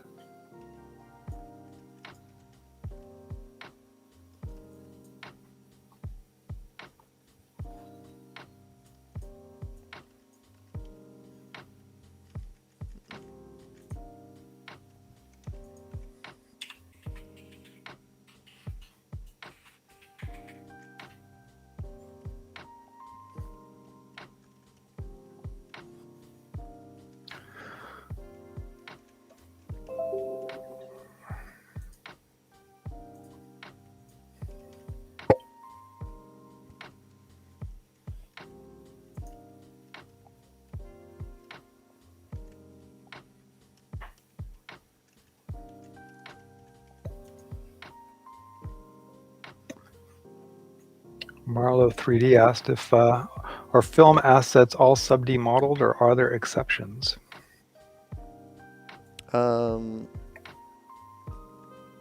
It's a good question. Most of the time, they're sub-D modeled. Things like ZRemesh and Dynamesh, or not Dynamesh. Well, yeah, Dynamesh, Decimation Master. They've kind of adjusted things a little bit depending on the scene and depending on the needs of the scene. But often it's still sub-D modeled, or at least remodeled or retopologized in a way that'll render better, be more optimized, easier to texture. So a little bit of both. Depends on case by case, but on average, I think it's safer to say it's sub-D'd.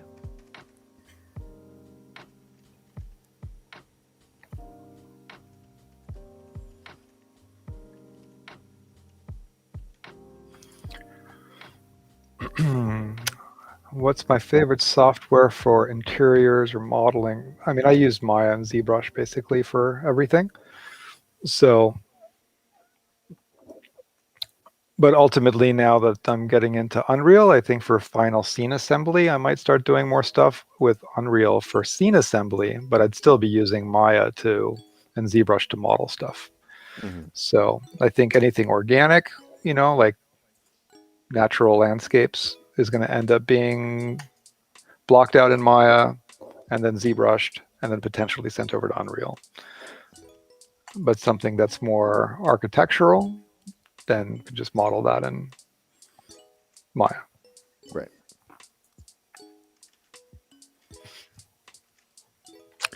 And that's not to say there aren't other awesome tools to do that stuff. So it's just, that's what I've been using. But clearly, if I was doing it more often, then I would, you know, research other tools that are popping on the scene to make that kind of stuff faster. Because obviously there's a lot of cool plugins for Blender that look really cool, but I don't know if Blender is something that I'm going to be getting into. Blender still seems super cool.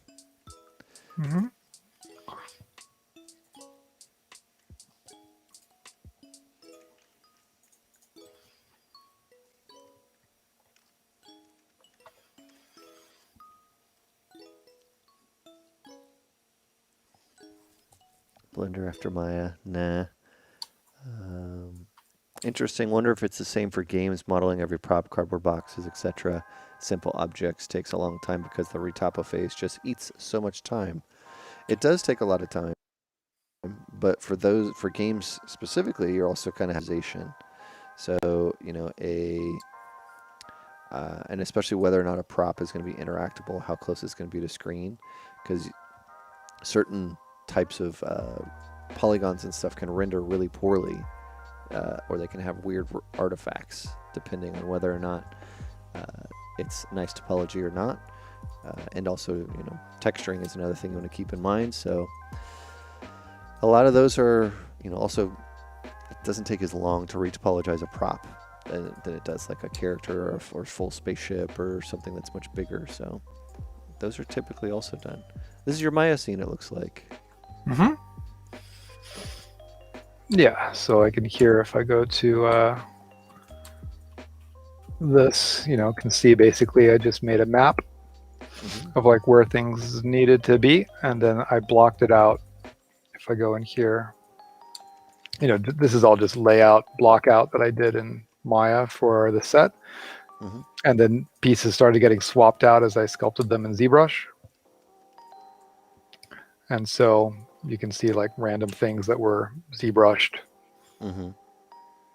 And is that the level of geometry you put into Unreal? Like in Yeah. that bridge section? Yeah. Yeah. So like this is the cave entrance, which is ZBrushed. And then this is, you know, 100,000 polys plus a normal map. Mm-hmm. So, because I found that, That's not you bad. know, 100,000 polys was Unreal didn't have an issue with that for something like this. So while it'd be cooler to just take the, you know, several million poly version of this and send that to Unreal and Unreal 5, that's kind of exciting that that'll be the future. But yeah, so, you know, certain things like, you know, just because I was working on specific, like if I look at through some of my cameras, so like I'm importing my storyboards into Maya, Mm-hmm. and then blocking out my geometry in Maya to that image, and then basically for my layout. So as I go to different cameras, you know, that's basically what I'm doing. And since I really wanted to be able to, you know, match my storyboard as best as I could, that's kind of why I did a lot of this initial block out in Maya. Mm-hmm. Let's see, go to different, let's shot for 23, 29. I don't know why that's not loading the image plane. Should be visible, view, image plane attributes. I'm not sure why that's not there, but either way, you can see that basically I used Maya for layout. Yeah. It's so funny, after using Unreal like for an hour earlier, I get so used to the navigation in Unreal that switching back to Maya camera navigation always takes me a second. Yeah.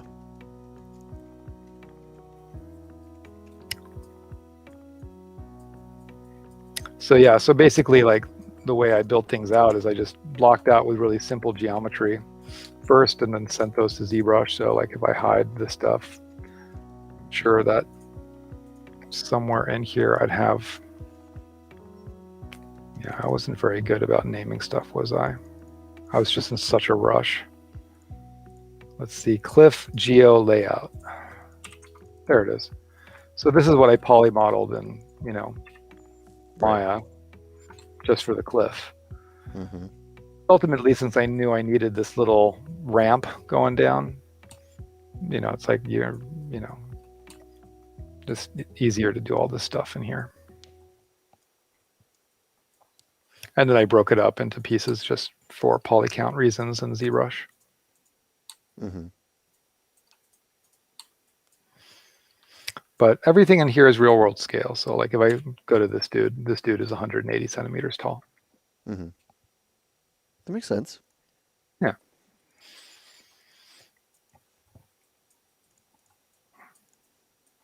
So yeah, so that was it for Maya. It was just really just layout. And then I did, you know, because there was some scale funkiness between Maya and ZBrush. So I would go Maya to ZBrush with the simple geo, and then in ZBrush sculpt it, and then ZBrush back to Maya to make sure my UVs were correct. Because I UV'd it in ZBrush just using the auto UV layout, but then like the UV shell arrangement wasn't always great.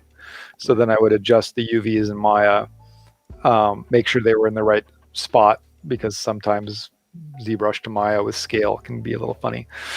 And then once it looked good and correct in Maya, then export it as an FBX from Maya and go over to Unreal.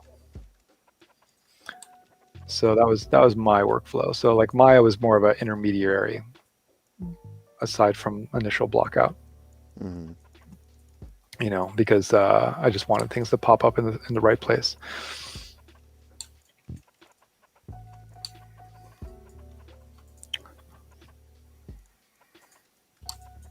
I think I'm close to happy with my ship shape.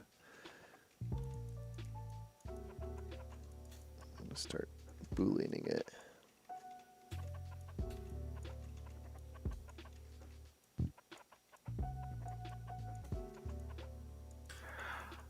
Cool VFX asking why FBX is what was recommended by the Epic people in the fellowship. So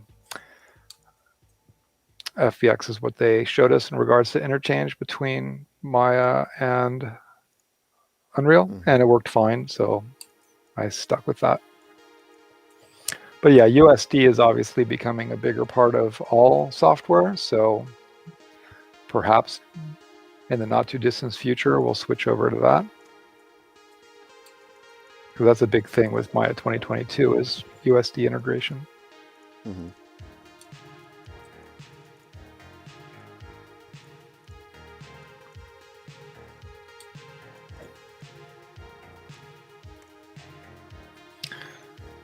I think I'm going to take a couple minutes and just go grab another water. Yeah.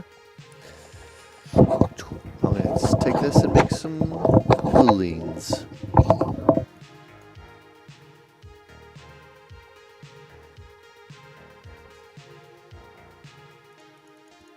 Alright, I'm going to take this front piece here. I'm going to start here.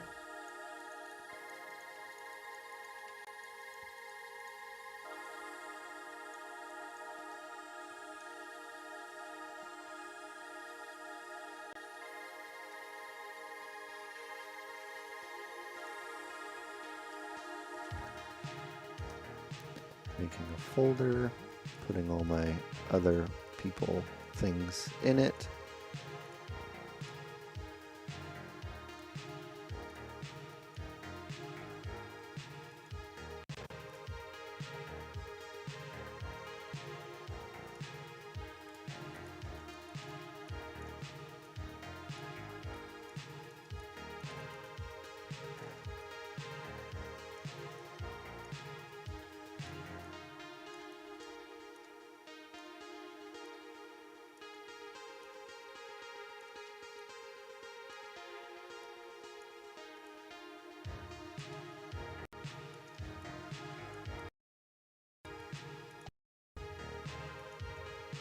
So today, no more art jam for 5 weeks.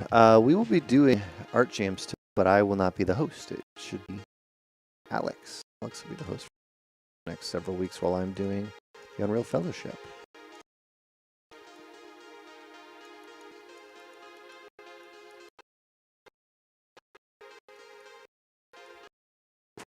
The project as well. It should be really fun. I'm excited about it. Obviously, I'm not really a lot of short films, so this will be an interesting do that. But I am making new stuff, and I think it'll be fun.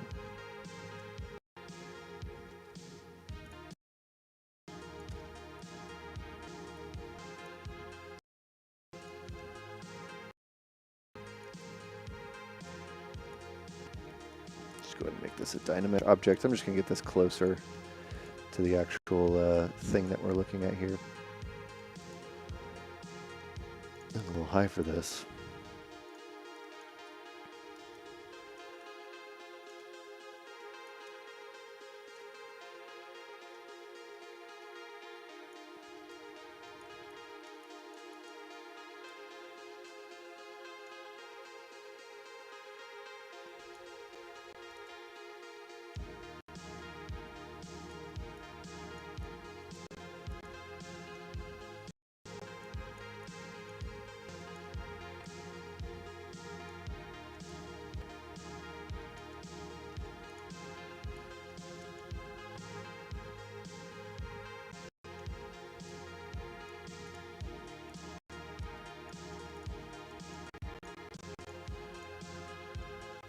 Hiding that really quickly so that I can get that angle. I actually don't even need that piece there for now, so that's okay. I could do some of this with live Boolean, and I might.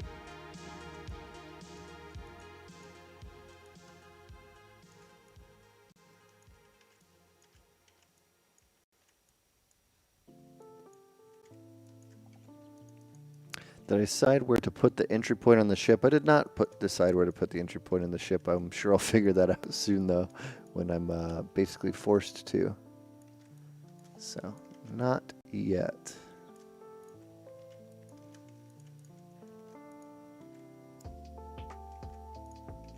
And really what I'm going to do here is I'm just going to upgrade the level of the sculpt. I can always increase the level of that later.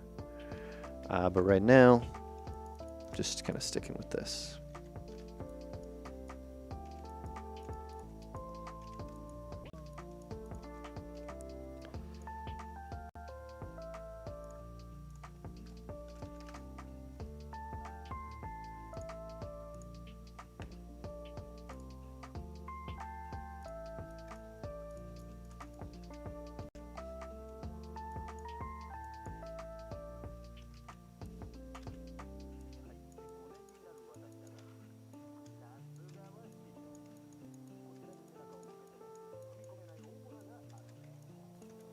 Hello.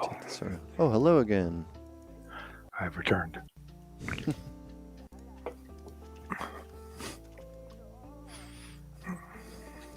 we go.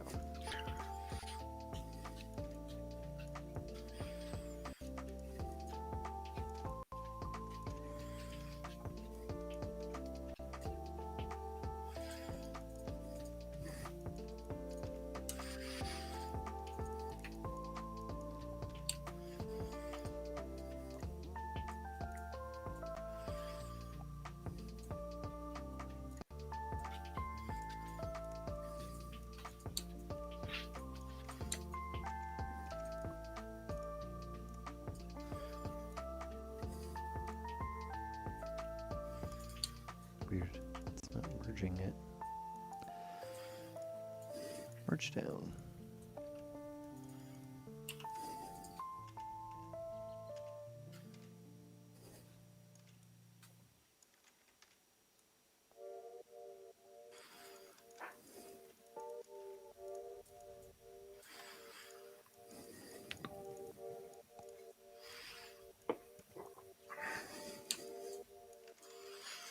So yeah, I'm going to try to stick to some of this kind of plainer look just because it's so easy to do with live Boolean.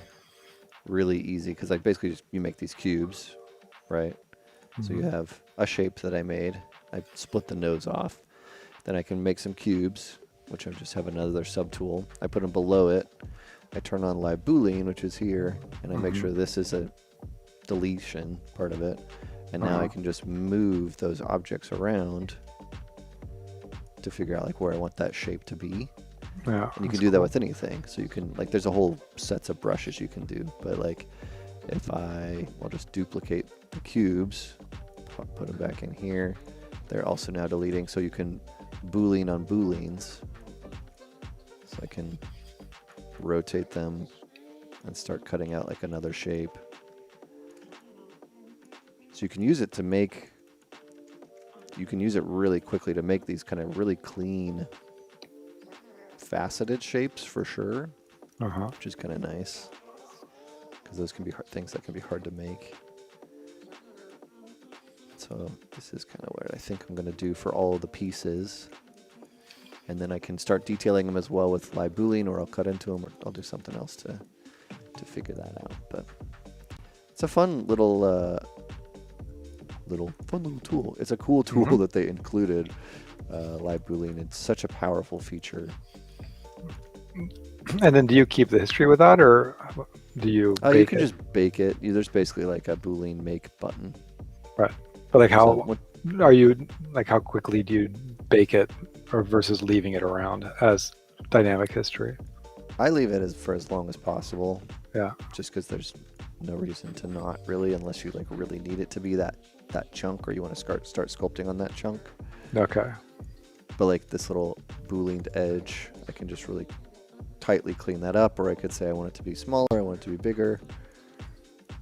It's a super powerful tool.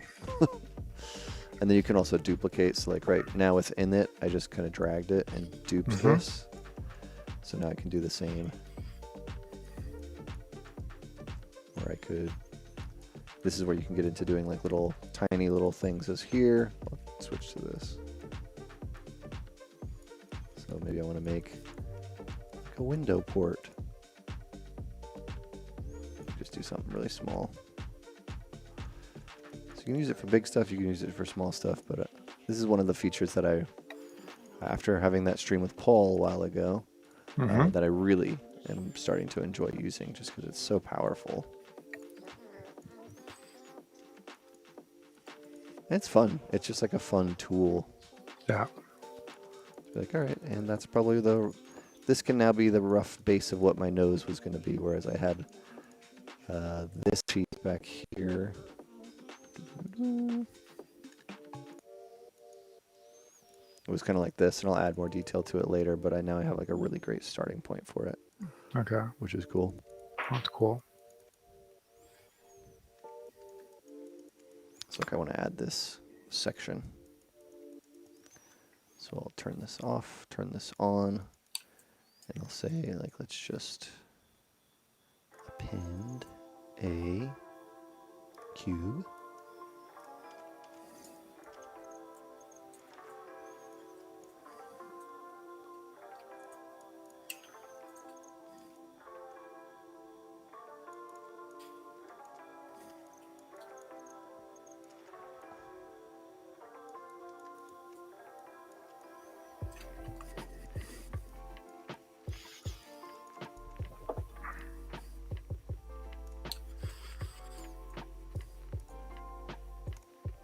Weird, it keeps not merging them.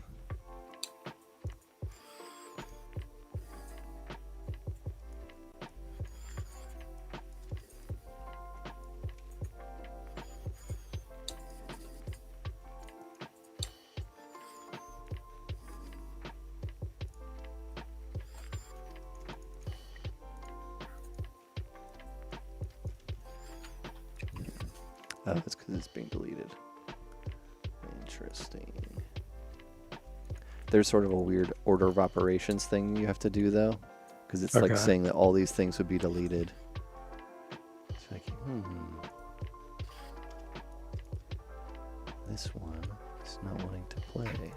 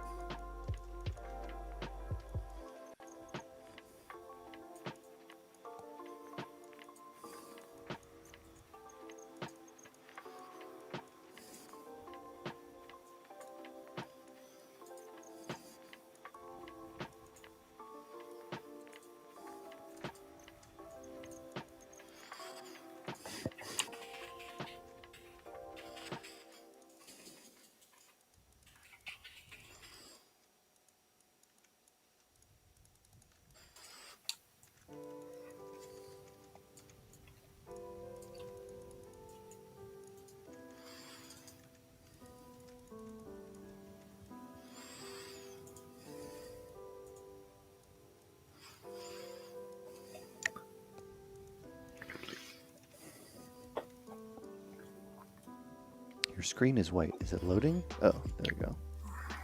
I was like, all of a sudden it's gone.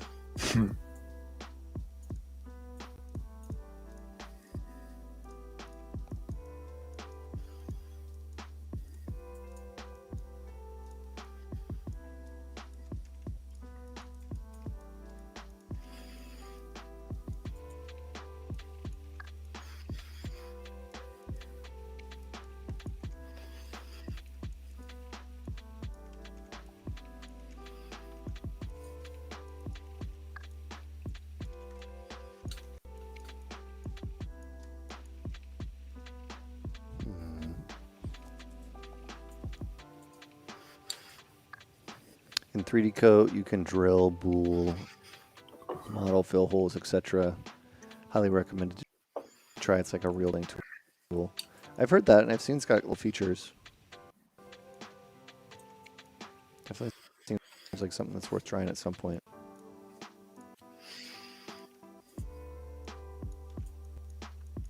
There are so many programs to try.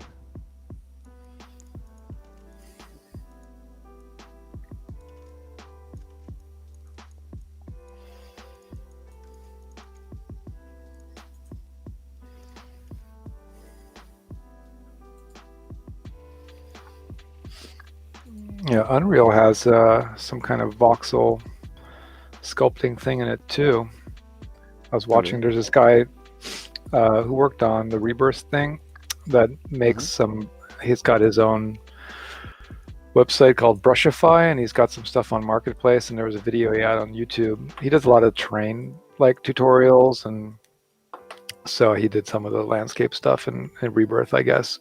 But there was a video he posted not too long ago where it was basically like, because there's terrain, or there's a landscape tool in Unreal, so you can sculpt a terrain.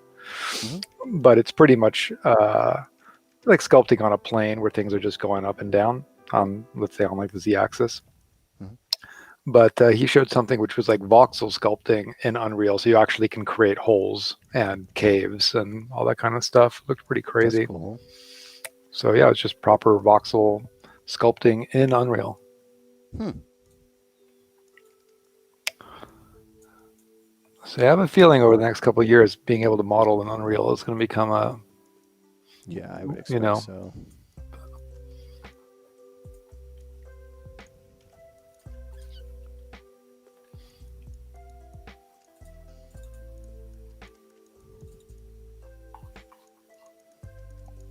I would think so. I don't see that slowing down anymore.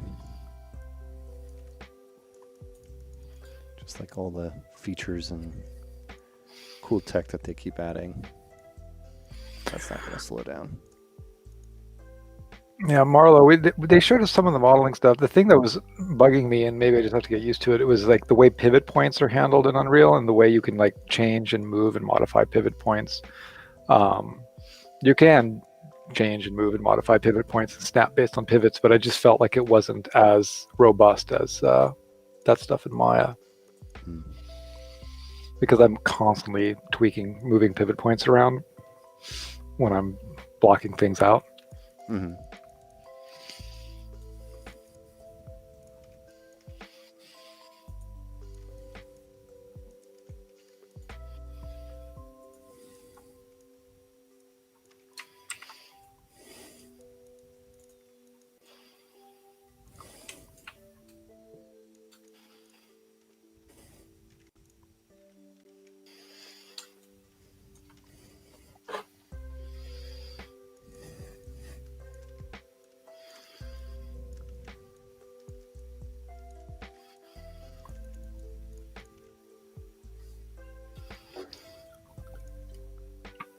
So is that the entrance to the kind of cave area you're talking about?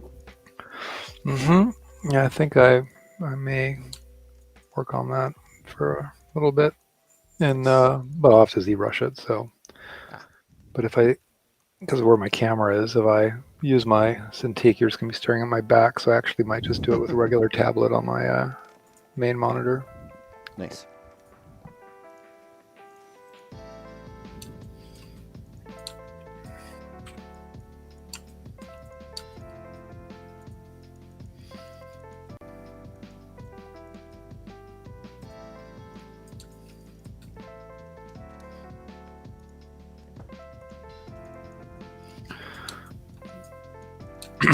Yeah, basically when he's down at the bottom of the stairs and he crosses the entire area, then he'll end up at this chamber entrance.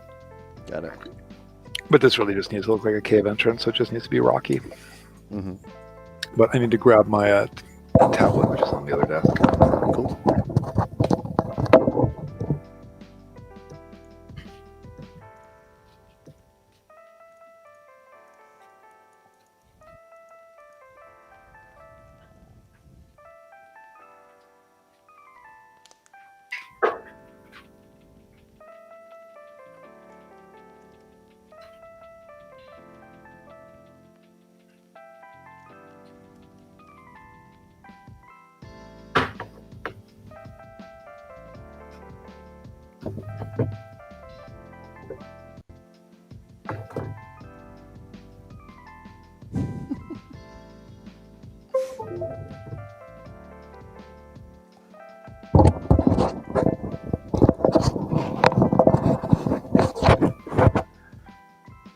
I haven't tried this before, so we're going to see if my computer behaves. Oh, okay. Well, having my new tablet. Yeah. Yeah, It's working. looks like it's working. That's good. All right.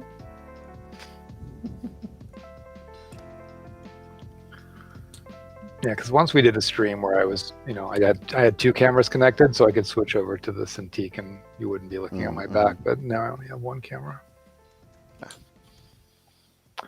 All right.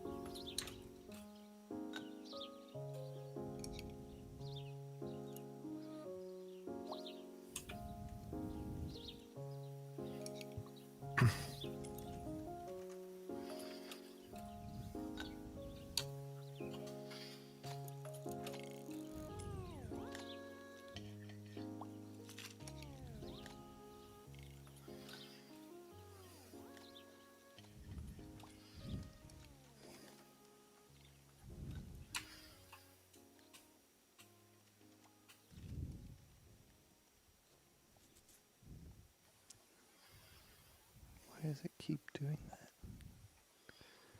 What was that? It keeps not wanting to accept the folder I'm making. It's really odd.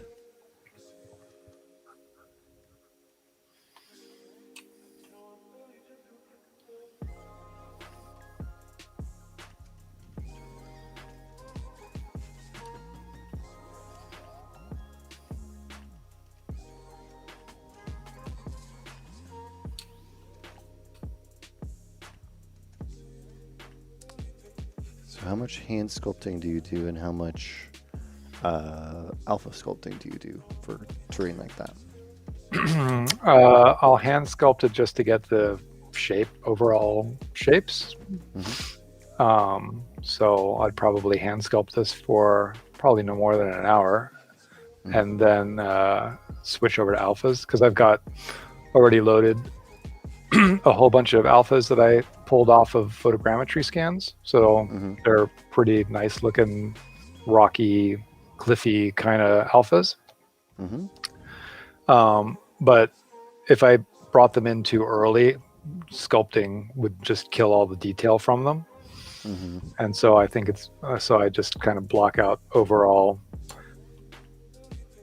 shape kind of as far as I can, without worrying about any like tertiary detail at all. It's really just trying to figure out what I want this thing to read from a distance. So kind of the same as sculpting like a character. It's like primary form, secondary form, and then leave tertiary form to alphas, or texturing, unless you're Chris Costa. Right. Do you see his new face that he posted? He posted really nice. I mean, of course it's good. They're always good, but it's he hadn't posted one in a while.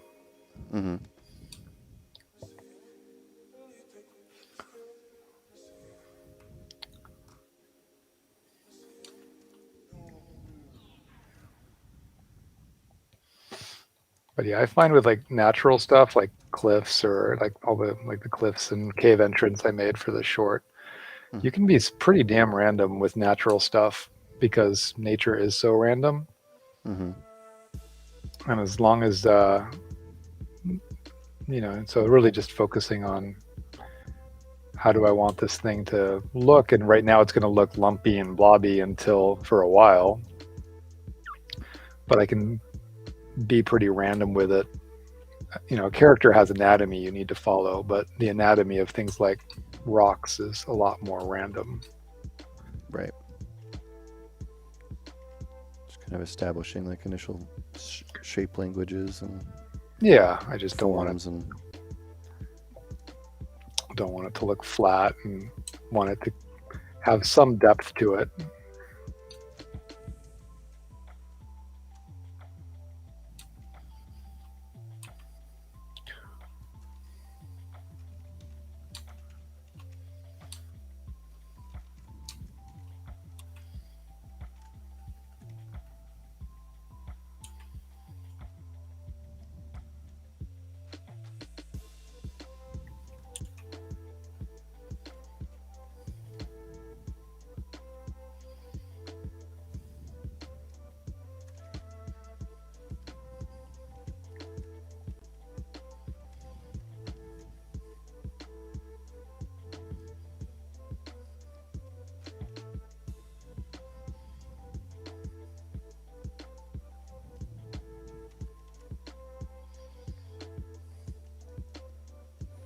Ahoy. Carl Creates says, is this a cave entrance? Yes, Alex is working on just beginning cave entrance. Yeah, it is.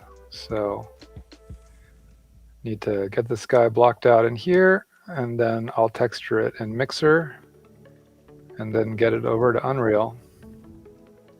Nice. Do you think that Mixer will be one of your primary texturing tools? For stuff like this, yes. I don't see, it's literally the dream texturing tool for stuff like this. Mm-hmm. Because the library, the bridge library is now like 15,000 assets because it's surfaces and models. So there's so many amazing photogrammetry-based scan materials in there for rocks and pebbles and sand and dirt and all that kind of stuff. And Mixer makes it so easy to blend them based on curvature, based on masks, based on procedural masks. And so for this kind of thing, if you're going for like realistic texturing, the fact that you have this built-in material texture library in the software that's free and huge is really cool. So I don't, might not get to it today, but next week in the stream, I'll be able to, by then, show that. Yeah, for sure. Because I think that's probably what I'll work on now that I'm kind of getting started with this for the next couple of weeks, is just get this whole chamber built out. And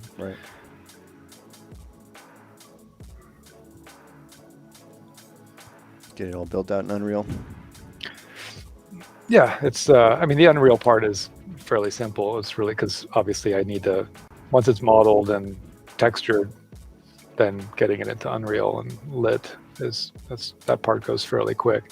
And then the set dressing can take a while, right? Because all I'm sculpting is overall forms and shapes, but all like the little rocks and little pebbles and little boulders that would be on the ground around this thing, I'd have to set dress that stuff in Unreal. And it's really fun, but it obviously can take a little time.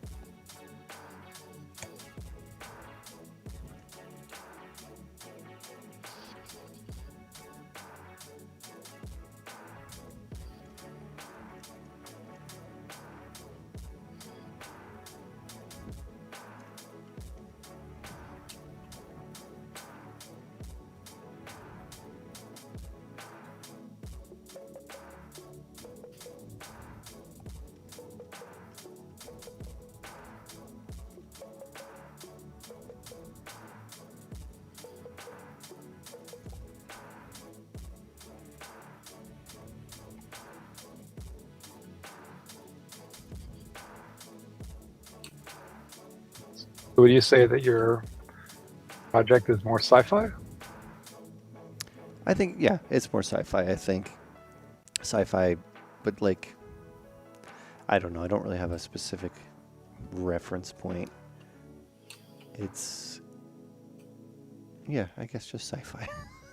I don't have like, it's still like so not totally defined, like in my head as far as what it's gonna be. So I'm like, it is, but I kind of need to like get it out there a little more before I can really say what I feel like it's gonna be. Fair enough. Because I think I want to do that, but I also know that there's a lot of work in doing that. So it's like, am I hurting myself if I decide that go that way? Would it be better to choose some more marketplace assets that are gonna, because they don't have as many sci-fi things because they're scanned. Yeah. So it just makes it harder to do that. That is true. So, because yeah, it's obviously most of what's in Bridge is natural environment stuff. Yeah. I think ideally it ends up being a sci-fi piece, but I'm not as confident in what it's going to look like or be like right now, just because I don't really know the capabilities yet.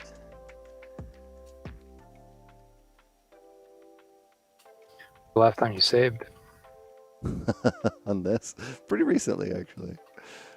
My computer's deciding to really go crazy, though, so that's good. Good timing.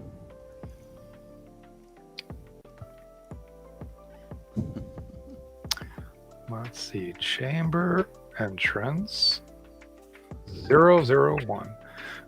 Yeah, that's something that with Unreal took me a while to get used to, is the whole like versioning. Like, I'm going to work on this in ZBrush. Now it's chamber entrance 001. And then like in 30 minutes, my next save will probably be chamber entrance 002.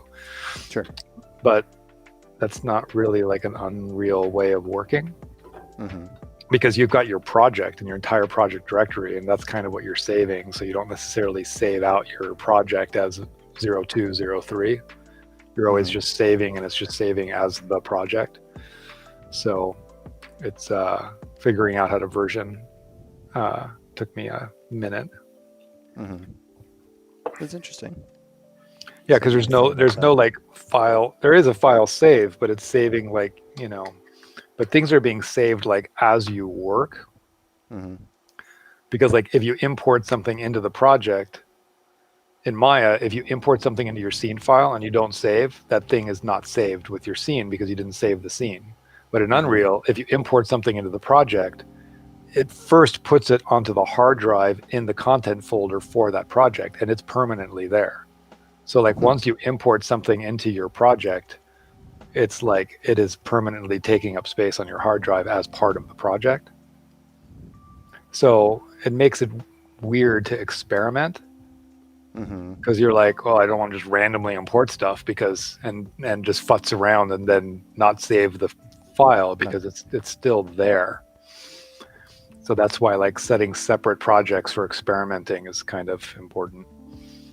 Yeah. Yeah, you were saying you had like a lab, like almost like a testing site for stuff you were playing with. Yeah. So like that scene I had open with the stairs is not my actual project. That's like an experiment file where I just wanted to experiment with tiling displacement maps. And then now that I have it working, then I need to move those stairs over into what will be the actual project for the underworld or whatever it is.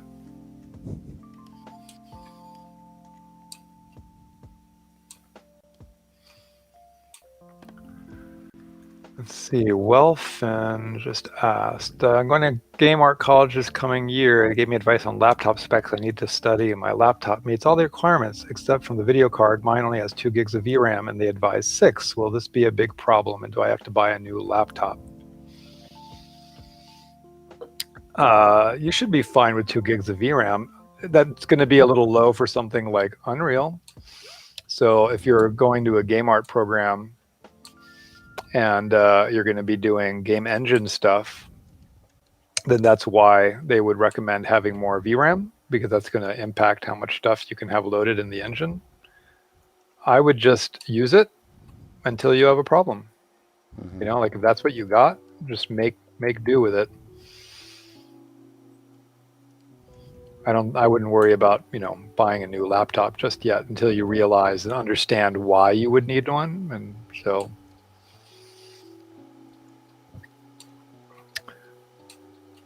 but did they recommend that you get a laptop? Because I'm surprised they would recommend a laptop as opposed to a tower. Yeah, we get a Generally, tower. laptops are more expensive than towers. So generally, you get better price to performance out of a tower than you do out of a laptop. Mm-hmm. You know, like Apple charges a premium for a MacBook Pro because it's, you know, because it's a small device. So like an Alienware gaming laptop is going to cost you more than an Alienware gaming tower. Right.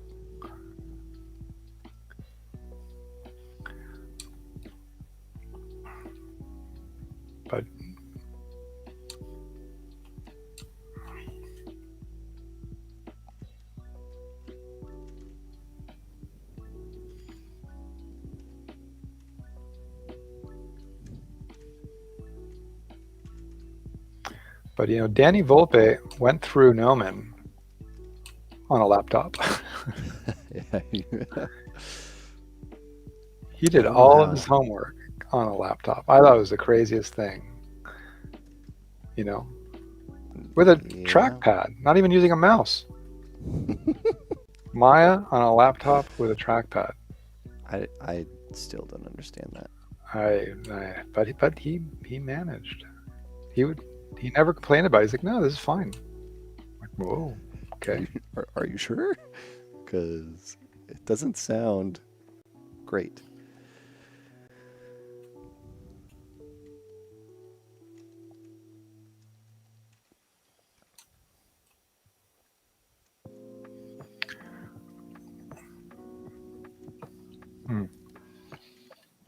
A laptop is required. That's interesting. Yeah, I mean, like, I have a laptop that I use for email, that I use every day because I do pretty much all of my email on a laptop. And I do a lot of photography on the laptop, meaning photo editing, Lightroom, stuff like that. It's great for that. But, and I do have an Alienware laptop that is years old now. But actually, at the time, it's got a 1080 in it. It was surprisingly powerful for things like Maya or ZBrush. So laptops are actually pretty amazing these days. Yeah. Don't you have like a gaming laptop? I used to. I still do, but I just switched over to just a MacBook Pro. Okay. Just because some of those right. Yeah. laptops are so heavy. Like the size of them can be just absurd. So that's why I switched over to that, just because it's lighter, easier to, you know, it's actually more of a laptop than like a desktop replacement, which is I think what a lot of those big ones can be. Yeah, that's what the Alienware I have. It's a 17-inch Alienware. It's super heavy. Super heavy, super loud, super hot. Yeah. But powerful. Yeah. Super powerful. I like it, you know, when I use it. It's an Asus. I liked it when I was using it a lot. I used it when we went to Australia together. That was what I ended up using. Right. Whenever I was doing a lot of traveling for Cloud Imperium, I was using that quite a bit. Because that's what I would use for doing work, like artwork, well, not just emails, but I don't know. We did have, I haven't been able to play with one, but the specs were pretty impressive. Lenovo's event that we had with them, I believe it was last week or 2 weeks ago, that they were showing off their new laptop, which is pretty cool. Yeah. So you could always look into that. I mean, I think since I spend all of my time, you know, sitting at a desk, then I might as well have a tower. Yeah. You know, but I think I'm surprised that your school requires you to get a laptop. That's really surprising. For a 3D game art program. Right. Do you hear my computer? It's so loud right now. Is that what that is? I do hear it. Yeah, it keeps turning on. I don't. It does not like me doing all these booleans. I don't think. What am I working on right now? Meaning, as far as a computer, Welfin? I'm on a computer with it's got a 2080 in it, but I just got a new card I have to install, which is a RTX A5000, which is got 24 gigs of VRAM, which is why I got it, basically, because of Unreal and wanting to be able to throw in more 8K textures and be less concerned about running out of VRAM. So my computer's got right now dual 2080s, 192 gigs of RAM, ton of hard drive space, and I think a 12-core processor. It's a Lenovo. The sculpture, I'm just working on a cave entrance.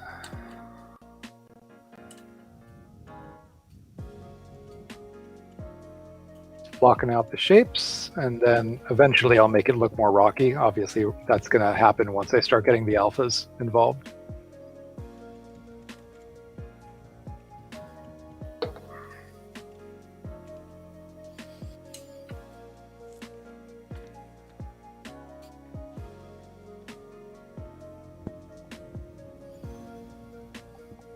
Have you guys ever experienced 3090 overheating issues? I don't think either of us have 3090s. I do not have a 3090. I have heard or was actually playing games with a friend who had a 3090, and he said his computer did start to overheat. Well, supposedly that new Amazon MMO game, New World or whatever, New World was killing some people's 3090s. Cool. That's good. Yeah, and then the graphics card manufacturer said they would replace them for free. That it was a driver related issue or something. Interesting. That something in the game didn't cap the FPS, and that the card should know to do that, and it didn't. So the card just basically was overheating. Right. Trying to just hit an uncapped frame rate and caused a lot of people's 3090s to die, which sucks when you have a super expensive card. It's super That's expensive impossible to get a hold of. Yeah, I was going to say, probably that took them forever to get.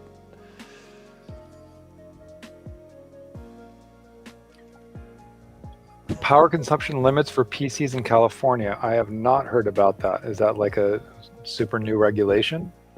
I have no idea.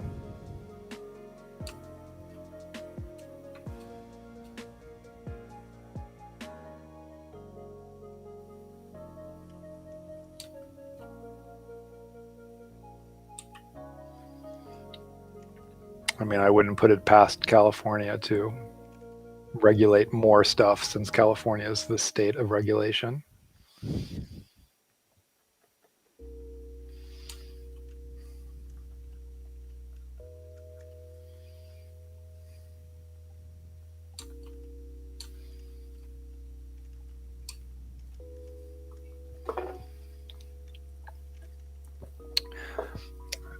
Yeah, well, the GPU I got isn't a 3090. It's a like a Quadro, and so supposedly the RTX A5000 has better cooling than the 3090. So it's like a 3090 equivalent, I guess, ish. But since it's from the Quadro line, it's supposedly better at cooling. We'll see. I would have gotten a 3090, but you can't get them anywhere. So like the only card I could get a hold of was the A5000. Right. Everybody says they're super difficult to find. Yeah, it's easier to find the Quadros because they're more expensive. Mm-hmm. You know, most people are going after the GeForce cards.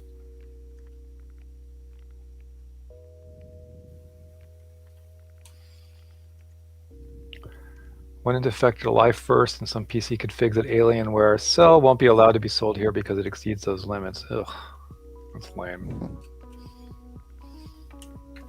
because if you want to build a PC that has like 4 GPUs, you need a pretty major power supply. So it sounds like that would be the issue. Because I've seen a couple vendors online that are selling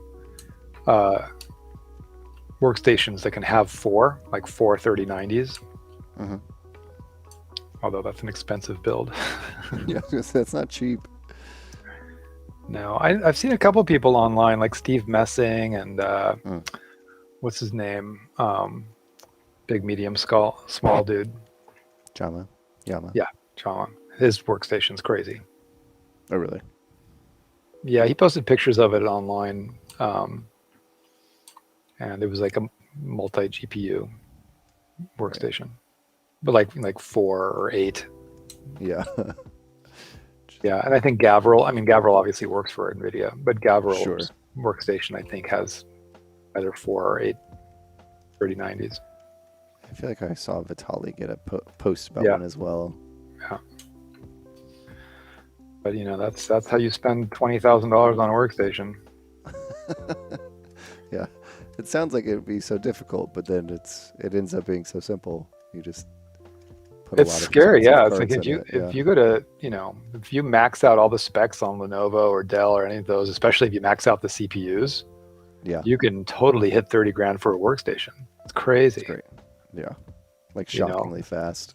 Yeah, well, if you get like those like 32 core, dual 32 core CPUs, and then or like the Mac Tower where you can get 2 terabytes of RAM for like 20 grand. Like, Jesus. It's insane. Who needs 2 terabytes of RAM in the first place? I don't know that.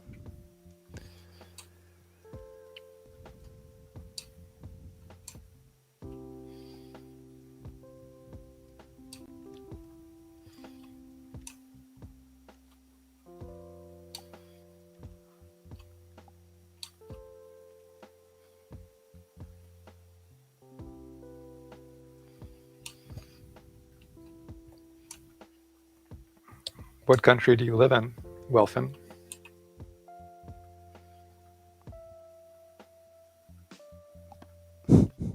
Today you just buy a GPU and you're done with your budget. Yep. You certainly can be. Netherlands. Happiest place on earth. Yeah. From what I've been told.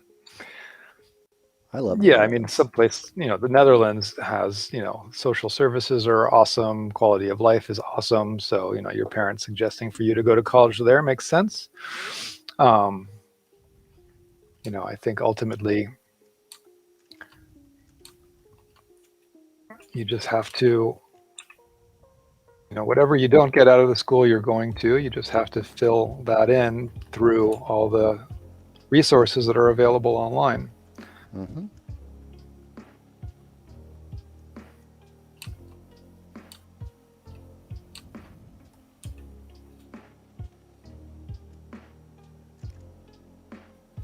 Yeah, there used to be a school in Copenhagen called Trumax. I don't know if that's still around. That was like 10, 15 years ago. A CG school? Yeah, it's where Sophia went before she moved to LA.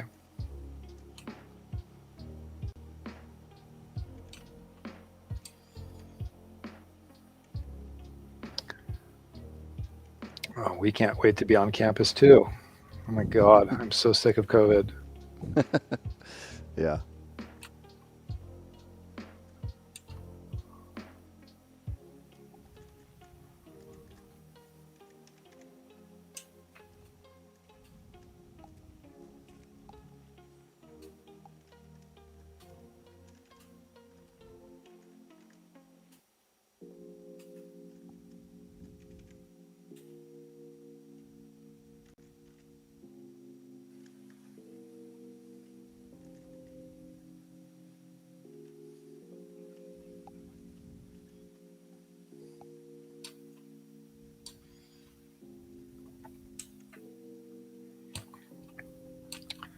.2D digital illustrations, you mean like painting? Like painting in Photoshop?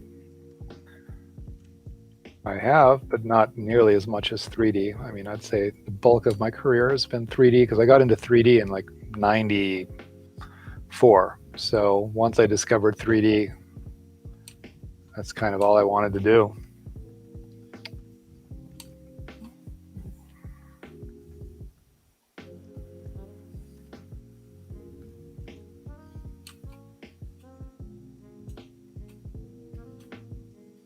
So I did a lot of 2D stuff before 3D because, I grew up doing 2D. I went to college for, where I studied illustration, and that was mostly 2D.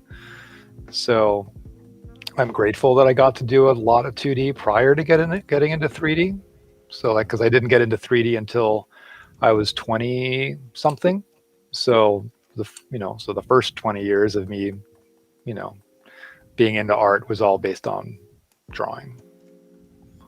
And I'm happy I got to do that prior to discovering 3D. Because these days I still tell people that are younger that, before you get into 3D, especially when you're a teenager, like just focus on drawing. Yeah, focus on traditional 2D.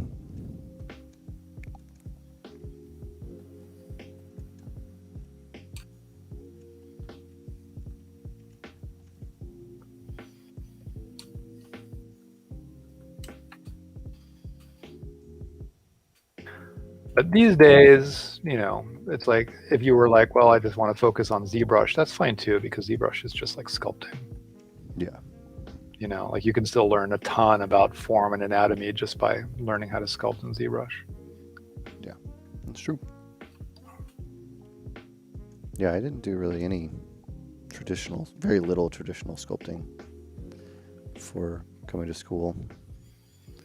I feel like I learned a lot just from exactly what you're saying, sculpting in ZBrush and doing a lot of studies and stuff that way.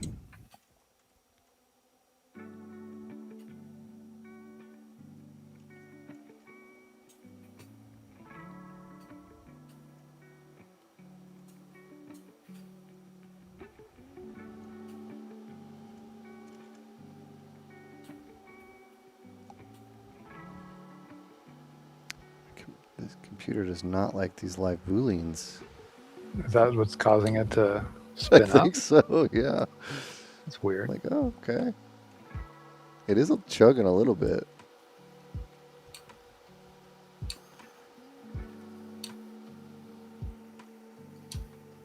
Is Alex in a bar? In a bar? I am in my home office. I guess maybe that stuff down there that's out of focus looks like bottles. Bottles. There's some bottles up there on the top. That's true, but those are vintage, like what would you call it? Blanking on the word.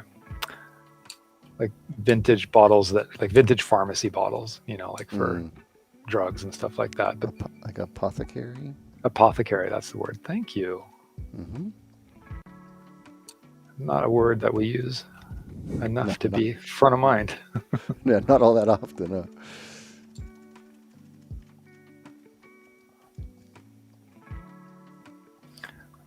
But yeah, underground secret bar, I'll take that. I'm all about dark spaces, which is why Gnomon is a very dark space.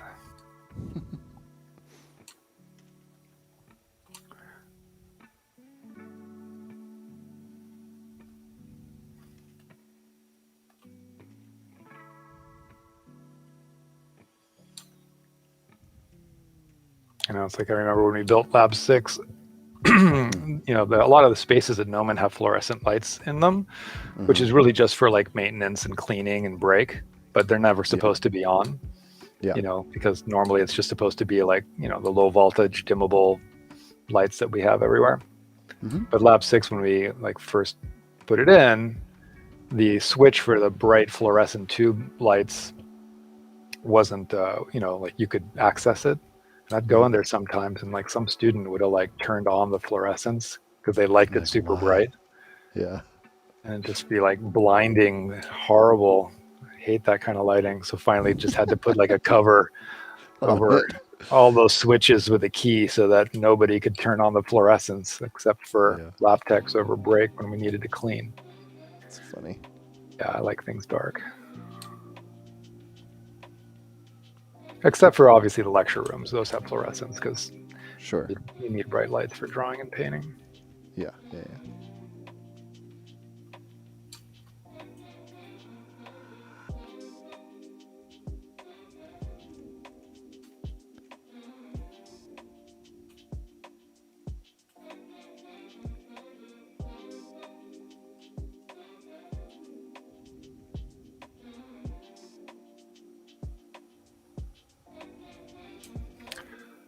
Well, the ZBrush Summit's going to be online. Yeah. So I'll definitely check out some of the talks, but it won't be on campus because Pixelogic just felt it was smarter this year to do the summit online again like they did last year because of COVID. So unfortunately, no live ZBrush Summit on campus this year. Hopefully next year. Yeah. So, but as far as events on campus go, hopefully that can start up. I don't know if that's going to start up in the fall, though. Yeah, I don't know. I mean, first just get campus open, get classes running, and then we'll see if we can do events also.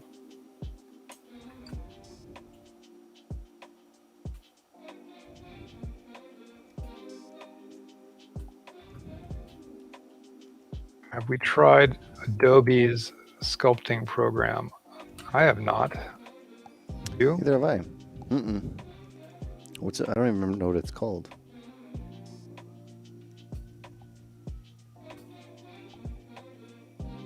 I think that's the one that Geo's now using, right? Geo Napco. That makes sense.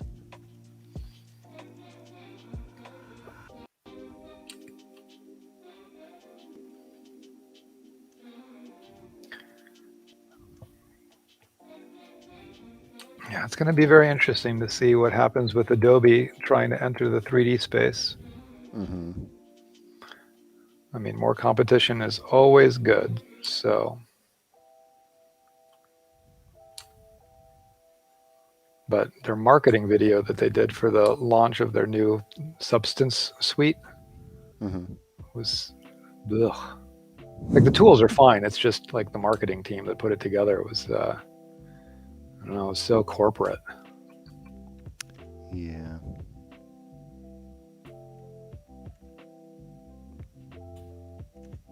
A little dry.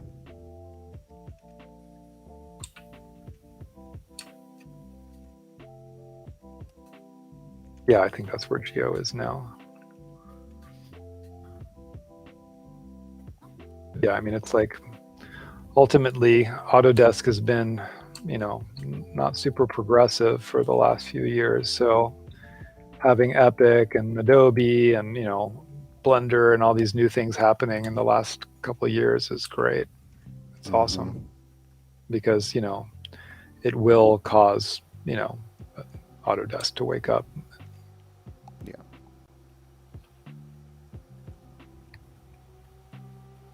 Kind of forced innovation. Yeah.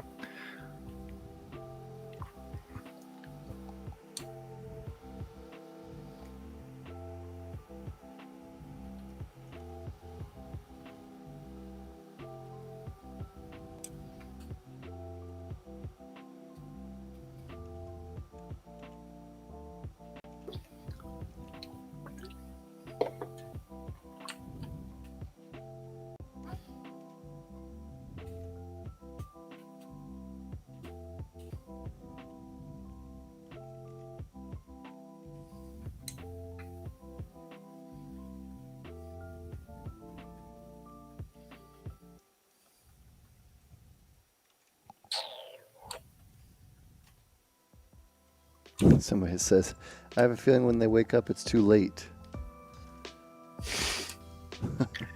We'll see. I don't know. We'll see. You know, they still have a lot of money. So it's like, you know, Autodesk is a multi-billion-dollar corporation. So once they finally feel threatened, you know, they do. It's not like they don't have the money to develop. And so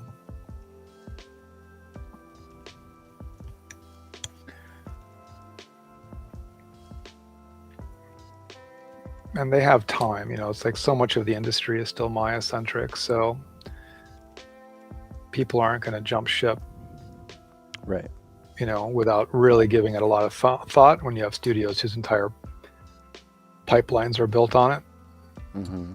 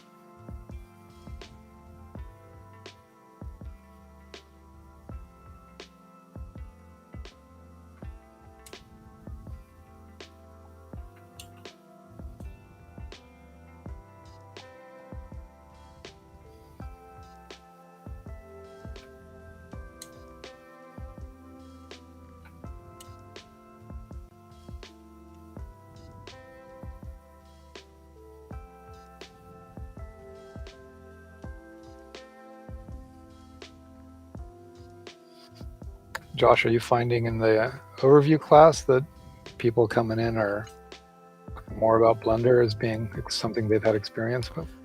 Oh, definitely. I think a lot of people have experience with Blender. Some people with Maya, a lot of people with ZBrush. Blender just seems to be the best for if you want to explore 3D. Like if you want to see, if this is something that you're really into.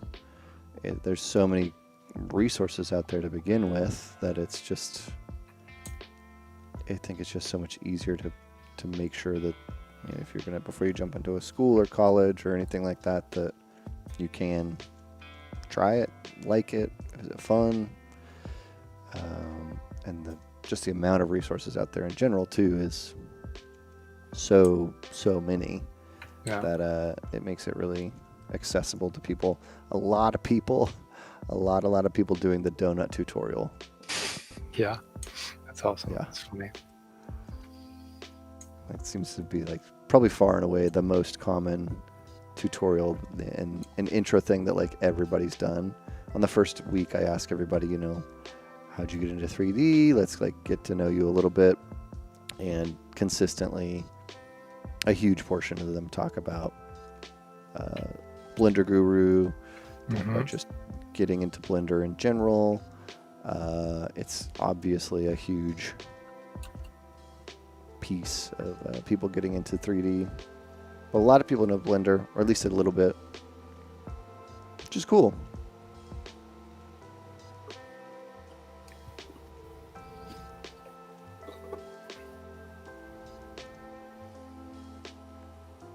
Blender's obviously got a really great community, and they're always doing cool new things with it, and I think it's I don't really have a lot or anything really bad to say about Blender.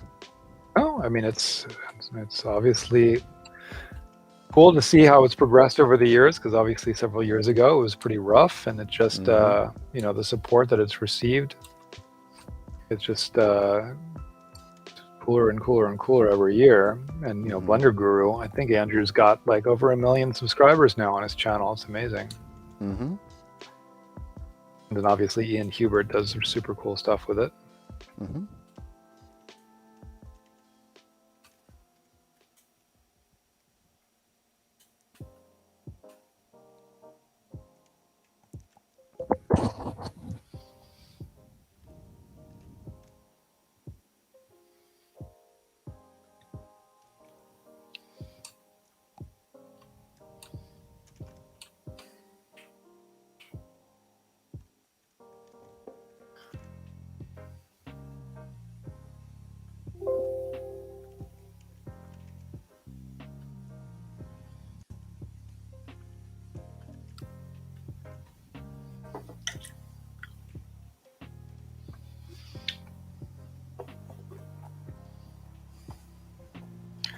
Do I think Blender will always be free? Well, I think that's the charter. I mean, that's the foundation, right? It's a nonprofit. Yeah. So, and I think it gets get money from, I mean, like Epic put money into it.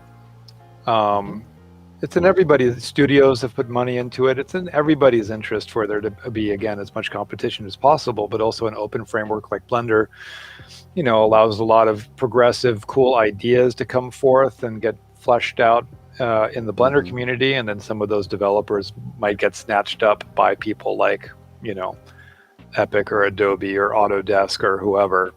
So I think for all of them, using Blender as a breeding ground for, new ideas in the 3D space makes a lot of sense. Because it's not really, I don't think anybody's losing out by Blender being, around. Right.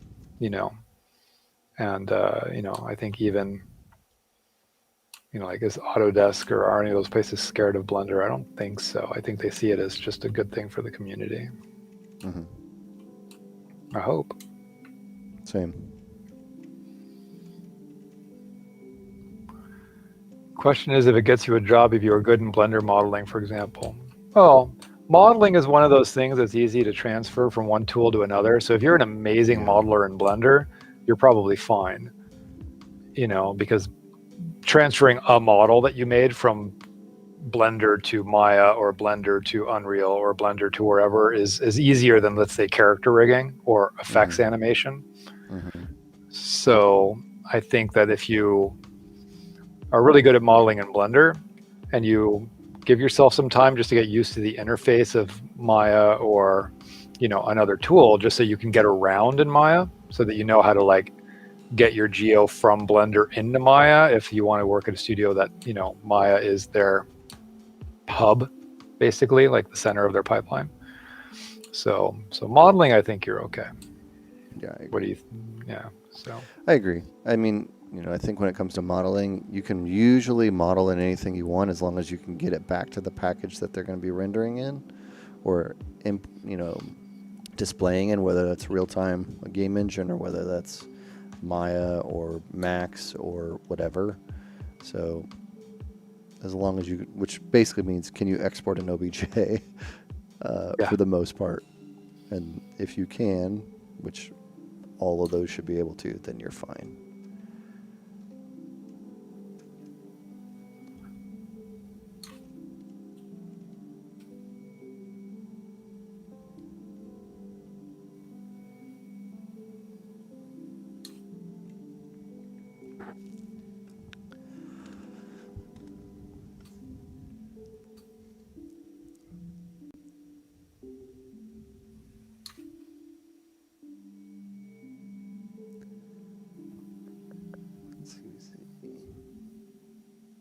Yeah, right now Blender isn't using many companies' pipelines, but that's changing. Yeah, it is. Some companies are doing it. There's obviously some that are picking it up, but the majority is still Maya. Oh, you're bringing in your alphas. I'm just going to start messing around with them and just sort of see which ones I might want to use.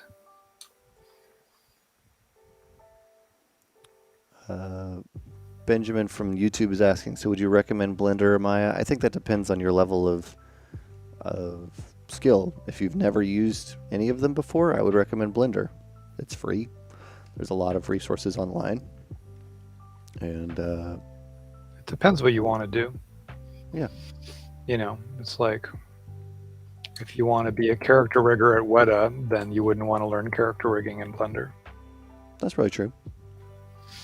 But if you want to just get comfortable with 3D and just understand the principles of it, then Blender is a great place to start, for sure. How do your students find their primary focus in the 3D industry? Concept, texturing, modeling, rigging, gaming, etc. Lee also asks, do you have a preference? I don't think we have a preference. It's up to the student to have a preference. And part of Gnomon's curriculum is a generalist program, so regardless of the track or program you choose, you do learn a little bit of everything. So there's a lot of students who come in who know nothing about 3D. They just know, or very little. Maybe they've picked up Blender or done the donut tutorial like we're talking about. but they know they want to work in the field. And then through the first couple of terms, they get exposed to, like you were kind of listing off, modeling, texturing, animation, effects, a little bit of rigging. And so that kind of gives them a chance to kind of figure out what they like. And then if they want to specialize, they can do that within one of the specific tracks. And if they don't, there's the generalist track for both programs. And so it's kind of up to them. There's so many different options you can go. Yeah, not everybody shows up at Gnomon knowing what they want their focus to be, because they haven't tried those things. And so in the first third of the program, you get to experiment with modeling, texturing, lighting, rendering, rigging, animation, compositing, like all the different sort of tenets of working in digital production. And then you're going to continue to have a generalist education, which is part of why Gnomon's program is so long. And then you end up specializing as you get deeper into the program, where you then realize, you know what, I really, really love lighting, or I really love texturing, or I really love effects animation. And then that's where you can pick your track, which is kind of like a major, and focus on that. But all grads are generalists, meaning that they can do a little bit of everything, which is really useful for working at smaller studios. Yeah. And the majority of the studios in the world are small to medium size. Yeah, not all of them are huge studios. I think that's something most people don't recognize or know when they get into the industry, especially a lot of the students, because it's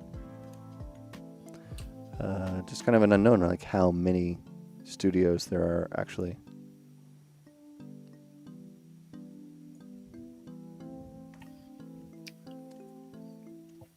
Yeah, the Weta stuff looks really, really cool. I mean, ultimately, Massive was developed at Weta, which is that crowd sim software. Mari was from Weta, wasn't it? I believe so. Nuke was from Digital Domain. So there's a lot of history of studios creating tools that eventually get released. And so the fact that Weta is releasing so many of their in-house tools is pretty awesome. Yeah. And clearly they're very powerful tools. Weta is, obviously one of the premier visual effects studios on the planet. And so for all studios to now be able to have access to that with Maya as the backbone, these are production proven tools that have been used on a lot of big movies. So that's where that helps strengthen Maya's foothold on visual effects post-production. I think it's pretty rad that they're releasing all those tools. They look amazing. Yeah, they do.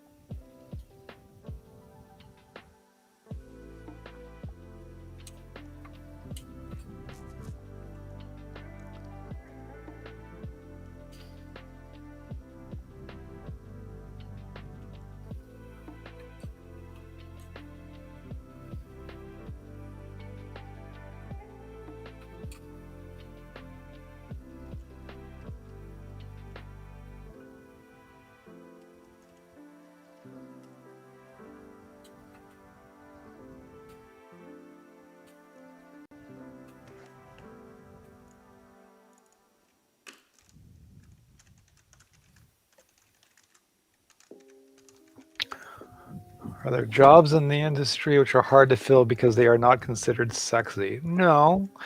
There's jobs that are hard to fill because not as many people go into it, but I don't think that has to do with whether it's... I think it's more like character rigging. Not as many people go into character rigging as modeling. So if you're a good modeler, you're going to have a lot more competition than if you're a good rigger. Right. That doesn't mean you should pick rigging just because of that, because if you hate rigging, you're not going to get any good at it. Right. So, you got to pick the thing that you love to do and get as good at that thing as you can. And the industry is still growing very quickly. So if you are an amazing modeler or texture artist or whatever, you'll be fine. But it is harder for studios to find effects artists or rigors. So like right now, Unreal's really popular and growing really quickly, especially in virtual production. There aren't a ton of people that are, really, really good at Unreal's built-in effects tools. So if you learn the Unreal effects tools really well and can do the basic stuff, smoke, fire, water, bubbles, blah, blah, blah, then there's a lot of job opportunity for that. But again, you have to love effects. Yeah.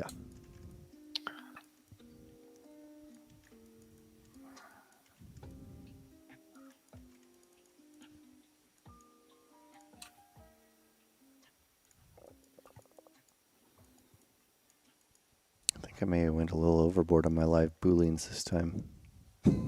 The scene is slowing down very quickly.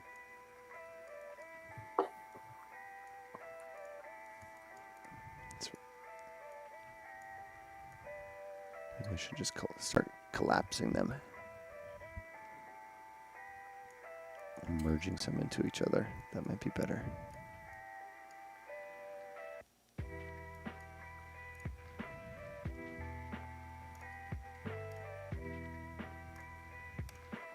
Let's see if that speeds this up. Lee Gibbons, coming from Cinema 4D, Maya scares me, and so does the price. How difficult is the learning curve? Well, I think if you know one, it shouldn't take you that much longer to learn another one. Yeah, I mean, I think it goes back to what it is you want to do with the software, because nobody expects you to know everything. Yeah. So you only have to learn a piece or a percentage of the software. Yeah, totally. And with that, it is 4:59. Yeah, it's almost 3 hours. We did crazy. Awesome. Yeah. Well, I'm on my way to getting to a ship, so I have quite a ways to work to go, but I feel pretty happy with where it will go, which is nice. Yeah. Can you make your cave ship entrance is full getting screen there? so we can see that? I am just kind of getting the base shape up still, but I'm kind of playing with this. It's very faceting right now, so I kind of like this direction more than the looser direction, which I think will look kind of cool when it's shinier. I think that'll be more interesting. Cool. So, yeah, pretty happy with that. Awesome. All right, everybody. Well, Alex, good jamming with you. Yeah. And I'll be off for the next several weeks while Alex takes over for the stream, but we'll still be doing Art Jam every week, Pacific, so 2 to 5 Pacific time. And then also this Friday, we have a cool event with Chaos Masons. They'll be talking about some of their process on their 4 Horsemen sculpts, which we'll be doing this Friday from 11 to 1. So tune in on whatever channel you're on to check that out. You can obviously like, follow, subscribe on any of those to get a notification for when we go live, or get some other notifications and stuff for other events we'll be doing. So feel free to check those out. And yeah. Cool. So, well, yeah, I guess I'll be doing the stream on my own for the next month as you get lost in Unreal Land. Yeah, exactly. So, but it'll be cool. I'm absolutely forward to getting back to making stuff on the stream. For sure. All right, everybody. Well, thanks everybody who watched and stayed with us. Yeah. We'll see you next time. Have a good day. Bye. Later.